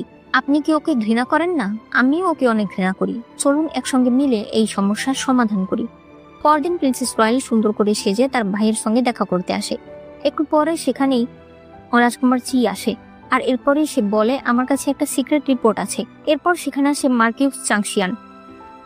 তারা নানউ সেক্টর সেই ট্যাটুটা দেখিয়ে বলে, এটা নানউর সেন্টেসের ট্যাটু এবং এটা প্রিন্স ইয়ানের স্ত্রীর শরীরে পাওয়া গেছে। এই খবর ইউচিদের কাছে চলে যায়। ইউচি বলে, কিছুক্ষণের মধ্যেই মহারাজের আদেশ চলে আসবে, তুমি বরং এখন প্রাসাদ ছেড়ে চলে যাও, আমি বাবাকে কিছু একটা বলবো। তবে জাংসি বলে, আমি চলে গেলে তোমার যদি কোনো শাস্তি হয়, এতগুলো বছর পর তুমি নিজের পরিবার পেয়েছো, নিজের পরিচয়ে থাকছো, আমার জন্য সব নষ্ট হয়ে যাবে। ইউচি তাকে জড়িয়ে ধরে বলে, তুমি ভালো থাকলে আমার আর কিছুই লাগবে না। জাংসি এরপরে যেতে থাকে। তখনই মহারাজের এনোচ এসে বলে যে মহারাজ আপনাদের ডেকেছে। ইউচি প্রাসাদে গেলে মহারাজ তাকে বলে, আমি শুধুমাত্র তোমাকে একটা প্রশ্ন করতে চাই, তোমার স্ত্রীকে নানউর সেন্টেস? ইউচি বলে, এটা একটা বাজে কথা, এরকম সন্দেহ আপনার কেন হচ্ছে? এর মধ্যেই জাংসি সেখানে চলে আসে। তাকে দেখে ইউচি ভীষণ অবাক হয়ে যায়। মহারাজ তাকে পরীক্ষা করতে বলে। প্রথমে দাসীরা পরীক্ষা করে বলে যে তার ঘাড়ে কোনো দাগ নেই। প্রিন্সেস রয়্যাল বলে, আমি শুনেছি দাগ নাকি লুকিয়ে রাখা যায়। মহারাজ বলে, তুমি একবার গিয়ে ভালো করে দেখো তো। প্রিন্সেস রয়্যাল আগুন নিয়ে জাংসির কাছে যায়। আগুনের তাপ পেয়ে সেই দাগ ভেসে ওঠে। রঙিয়ান চিৎকার করে বলে, জাংসি নানউর সেন্টেস। প্রিন্সেস রয়্যাল সেখানে সানসিকেও ধরে আনে এবং কথায় কথায় এখানে প্রমাণ হয়ে যায় যে জাংসি সানসিকে বাঁচিয়েছে, অর্থাৎ জাংসি সত্যি নানউ সেক্টর। মহারাজ জাংসিকে মারার আদেশ দিলে সানসি বাধা দিতে চায়, এজন্য রাজসেনারা সানসিকে মেরে ফেলে। ইউচি তখন রেগে যায়। সে বলে, বাবা, আপনি কি কিছুই বুঝতে পারছেন না? একটা সাধারণ মেয়েকে কি আপনারা ভয় পাচ্ছেন? ওকে মেরে ফেললে দেশ শান্তি হয়ে যাবে। জাংসি স্পষ্ট বুঝতে পারে ইউচির এসব কথার জন্য তাকেও চরম শাস্তি দেওয়া হবে। তাই সে তখন বলে, হ্যাঁ, আমি নানউর সেন্টেস, আর আমি ইচ্ছে করে ইউচিকে নিজের প্রেমের জালে ফাঁসিয়েছি যাতে আমি তাকে ব্যবহার করতে পারি। তখনই খবর আসে যে নানউ তাদের সেন্টেন্সকে বাঁচানোর জন্য যুদ্ধ শুরু করে দিয়েছে। জাংসি বলে, যদি আপনি আমাকে মেরে ফেলেন তাহলে এই যুদ্ধ কখনোই থামবে না। মহারাজ বলে, ঠিক আছে, ওকে নিয়ে আপাতত বন্দি করে রাখো। এরপরে সবাই চলে গেলে মহারাজ ইউচিকে বলে, তুমি আমার ছেলে, আমি জানি তুমি জাংসিকে অনেক ভালোবাসো, তবে এখন এটা আর পারিবারিক ব্যাপার নেই, এখন এটা রাজ্যের ব্যাপার। আমার রাজ্যকে বাঁচাতে হলে জাংসিকে মেরে ফেলতে হবে, নয়তো আজীবন তাকে বন্দি করে রাখতে হবে যাতে নানউ কখনোই আমাদের উপর আক্রমণ করার সাহস না পায়। তাই জাংসি আর কখনোই তোমার স্ত্রী হিসেবে তোমার সঙ্গে থাকতে পারবে না। আমি আশা করব এই জিনিসটা তুমি বুঝবে। ইউচি মন খারাপ করে সেখান থেকে চলে যায়। এরপর মার্কিউস চাংশিয়ান চলে যায় জাংসিদের বাবার বাড়িতে। সেখানে গিয়ে সে সবাইকে বন্দি করে আর বলে যে জাংসি নানউর সেন্টেন্স, তাই তোমাদেরকেও এখন জেলের ভাত খেতে হবে। তখনই জাং ই সেখানে সেই চিঠিটা নিয়ে আসে যেখানে লেখা ছিল জাংসিকে এই বাড়ি থেকে ত্যায্য করে দেওয়া হয়েছে। মার্কিউস চিঠিটা ফেলে দিলে জাং ই বলে, এর একটা কপি সিকিউরিটি অফিসে অলরেডি চলে গেছে। জাংসি আমাদের পরিবারের কেউ না, তাই তার কিছু হলে আমরা দায়বদ্ধ না। এসব দেখে মার্কিউস চাংশিয়ান তার লোকজন নিয়ে চলে আসে। তবে এতে জাংসির পরিবারের মানুষ বুঝতে পারে কেন জাংসি ওই দিন এত খারাপ ব্যবহার করেছিল। আসলে এই চিঠিটা জাংসি জাং ইকে দিয়েছিল আর বলছিল, আমি জানি কোনো না কোনো দিন এটা তোমাদের কাজে লাগবে। এরপর জাংসিকে দেখানো হয় যে কিনা জেলখানায় ছিল, যার অবস্থা খুবই খারাপ ছিল। পরদিন ইউচির মা মহারাজকে বলে যে ইউচির জন্মের সময় জ্যোতিষীরা যে কথা বলেছিল সেগুলো মিথ্যে ছিল, আর এগুলো সব রটিয়েছিল প্রিন্সেস রয়্যাল। তবে মহারাজ তার বোনকে অনেক ভালোবাসত, তাই সে এসব কথা বিশ্বাস করে না। এমনকি সে উল্টো ইউচির মাকে শাস্তি দিয়ে চলে যায়। অন্যদিকে ফুচিং জিনকে বলে যে সে জানে প্রিন্সেস রয়্যালই আগের মহারানীকে মেরেছে, তবে এই কথাগুলো মহারাজের কাছে বলতে তার ভয় লাগে। জিন বলে, আপনি সময় নিন, তবে আমার মনে হয় সত্য প্রকাশ করে দেওয়াই ভালো, এতে আপনার মনে কোনো রিগ্রেট থাকবে না। অন্যদিকে নানউ সেক্টরে সেই দাসী আর দু একসঙ্গে কথা বলছিল। এখানে তারা আলোচনা করছিল যে কিভাবে জাংসিকে জেলখানা থেকে বাঁচানো যায়। তখনই ইউচি সেখানে বসে। সে বলে, আমিও তোমাদের সঙ্গে আছি, আমার স্ত্রীকে বাঁচাতে আমি সবকিছু করতে রাজি আছি। এরপরে জাংসির বাবা আর বসে থাকতে পারে না। সে ওই রিপোর্টগুলো, মানে ওই প্রমাণগুলো যেখানে লেখা আছে যে ইউচিকে জন্মের সময় আসলে প্রিন্সেস রয়্যালি মিথ্যা কথাগুলো ছড়িয়েছে, সেগুলো নিয়ে সে রাজপ্রাসাদে চলে আসে। অন্যদিকে প্রিন্সেস রয়্যাল জাংসিকে বেঁধে ফেলে। সে তাকে বলে, তোমার বাবা নাকি রাজপ্রাসাদে এসেছে। সে তার একজন লোককে জাংসির বাবাকে মেরে ফেলতে বলে আর নিজে জাংসির শরীরে আঘাত করতে থাকে। সেই সৈনিক জাংসির বাবার গায়ে তীর মারে, তবে সময় মতো ইউচি এসে তাকে বাঁচিয়ে নেয়। সেই তাকে মহারাজের কাছে নিয়ে যায়। এই সবকিছু দেখার পরেও মহারাজ বলে ঠিক আছে আপনি চলে যান। তারা বুঝতে পারে এগুলোতে মহারাজের বিশ্বাস ভাঙা যাবে না। অন্যদিকে প্রিন্সেস রয়্যাল জাংসিকে একটা গরম সিল দিয়ে ছ্যাঁকা দেয়। জাংসি অজ্ঞান হয়ে গেলে সে সেখান থেকে চলে যায়। এরপরে ফুচিং আর সেই দাসী মহারাজের কাছে আসে। এখানে দাসী নিজের পরিচয় দেয় আর বলে জাংসি নানউর সেন্টেস, কিন্তু সে কখনোই নানউতে যায়নি, বরঞ্চ নানউর সঙ্গে জড়িয়ে আছে আপনার প্রিয় বোন প্রিন্সেস রয়্যাল। সে সেই ফুলগুলো দেখায় আর বলে অনেক বছর আগে প্রিন্সেস রয়্যাল আমার কাছ থেকে এই ফুল নিয়ে জাংসির মাকে মেরেছে, মহারানীকে মেরেছে। মহারাজ বলে তুমি নানউর মানুষ, তোমার কথা আমি কেন বিশ্বাস করব? তখন ফুচিং বলে বাবা উনি সত্যি কথা বলছে, আমি নিজের কানে শুনেছি ফুপু ওনার সঙ্গে মহারানীকে মারার প্ল্যানিং করছিল।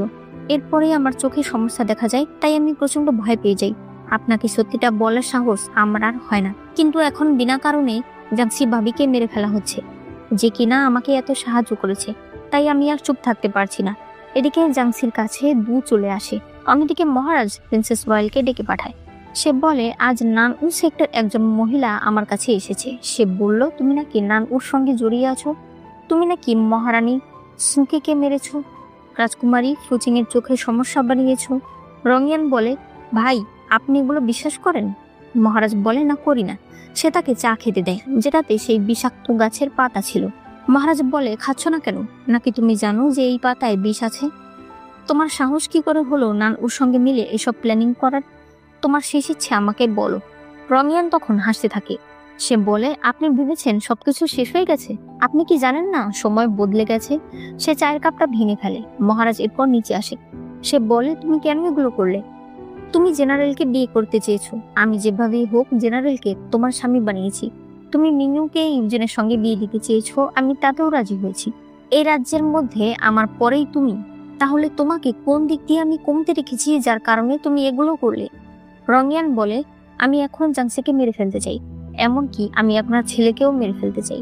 জাংসি আর ইউচি মারা যাওয়ার পর আপনি বুঝতে পারবেন সন্তান মারা গেলে কেমন লাগে। এই কথা বলতেই মহারাজ তাকে একটা থাপ্পড় মারে। প্রিন্সেস রয়্যাল বলে আমারই ভুল হয়েছে, আপনাকে রাজা বানানো আমার একদমই উচিত হয়নি।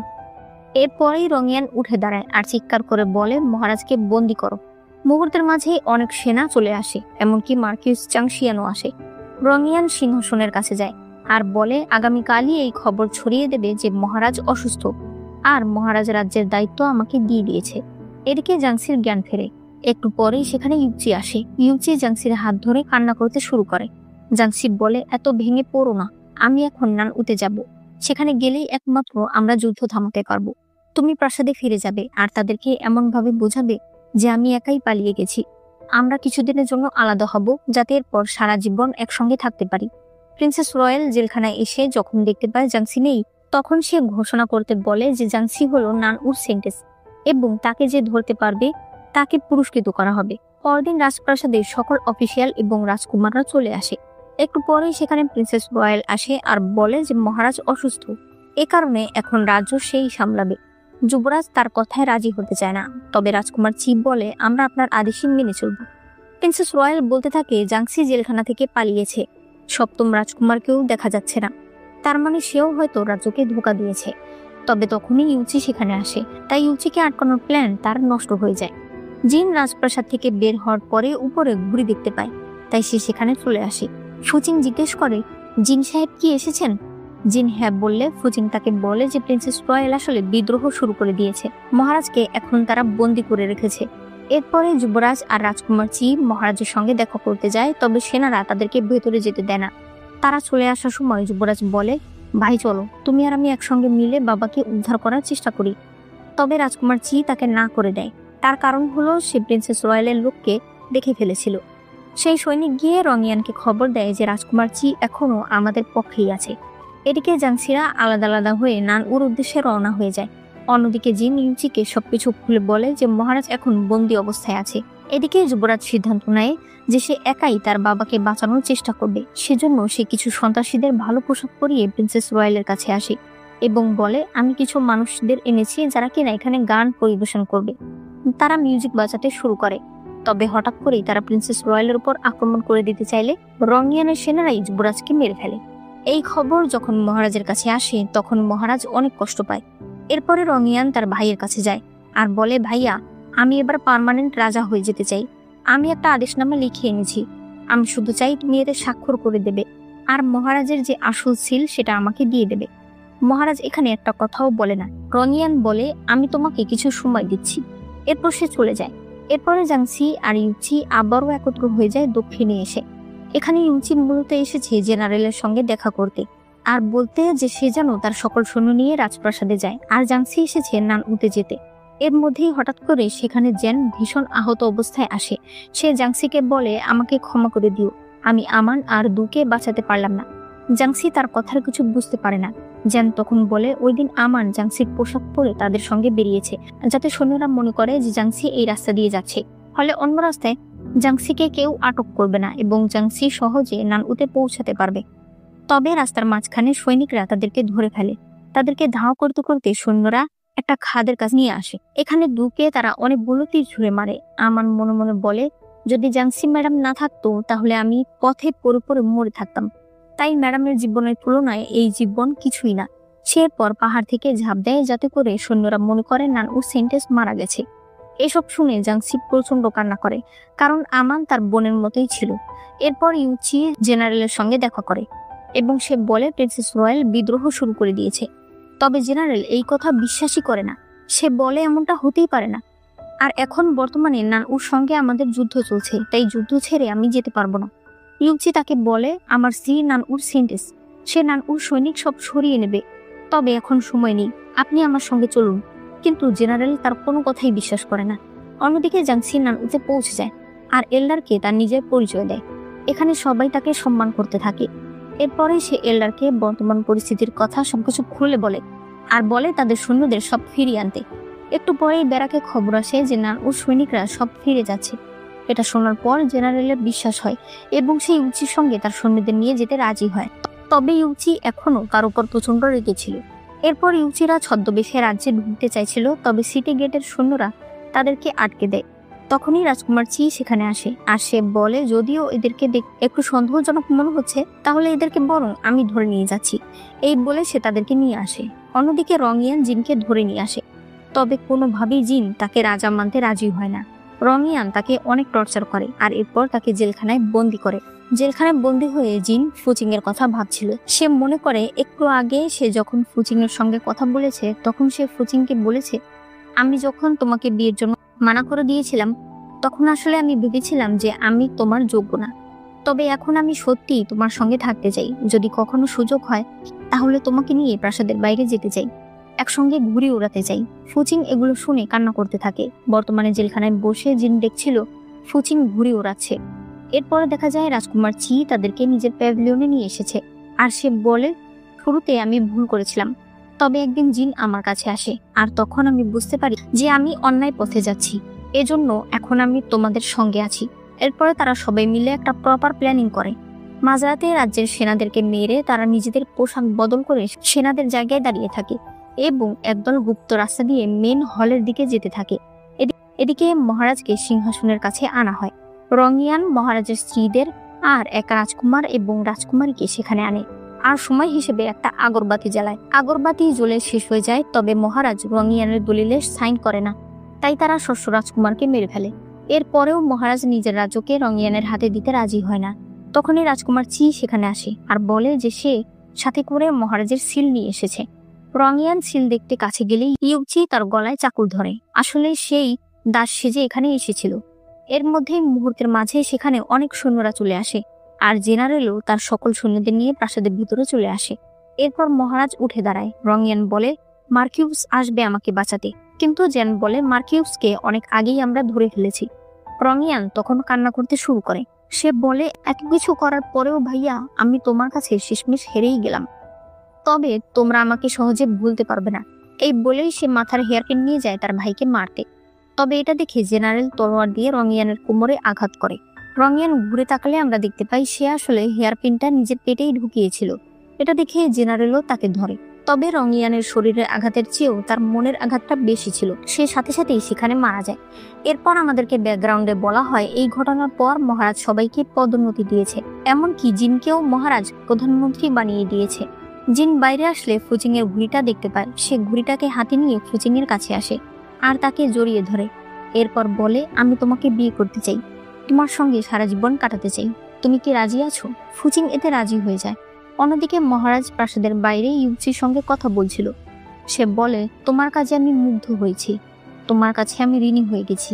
জেনারেল চুই এখানে এসেছে, এটা সম্ভব হয়েছে শুধুমাত্র জাংসির জন্য, তাই না? মেয়েটা অনেক ভালো, তোমার চয়েস, তোমার ডিসিশন সবকিছুই অনেক ভালো। আজকের পর থেকে আমি এই প্রাসাদে আর কখনোই পা রাখবো না।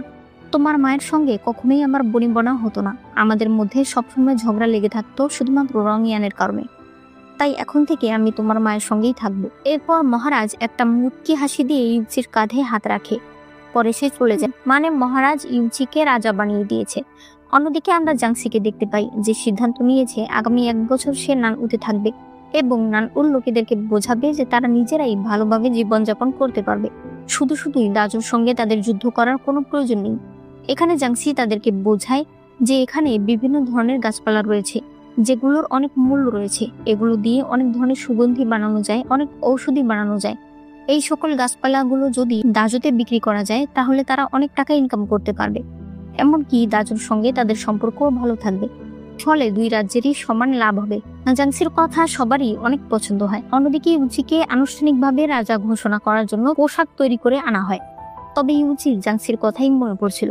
সে লংটানকে বলে এই সকল অনুষ্ঠান পরে হবে, যখন জাংসি ফিরে আসবে। এরপর থেকে জাংসি নিয়মিত ইউচির কাছে চিঠি লিখত। একদিন হঠাৎ করেই জিন আর ফুচিং ইউচির কাছে আসে।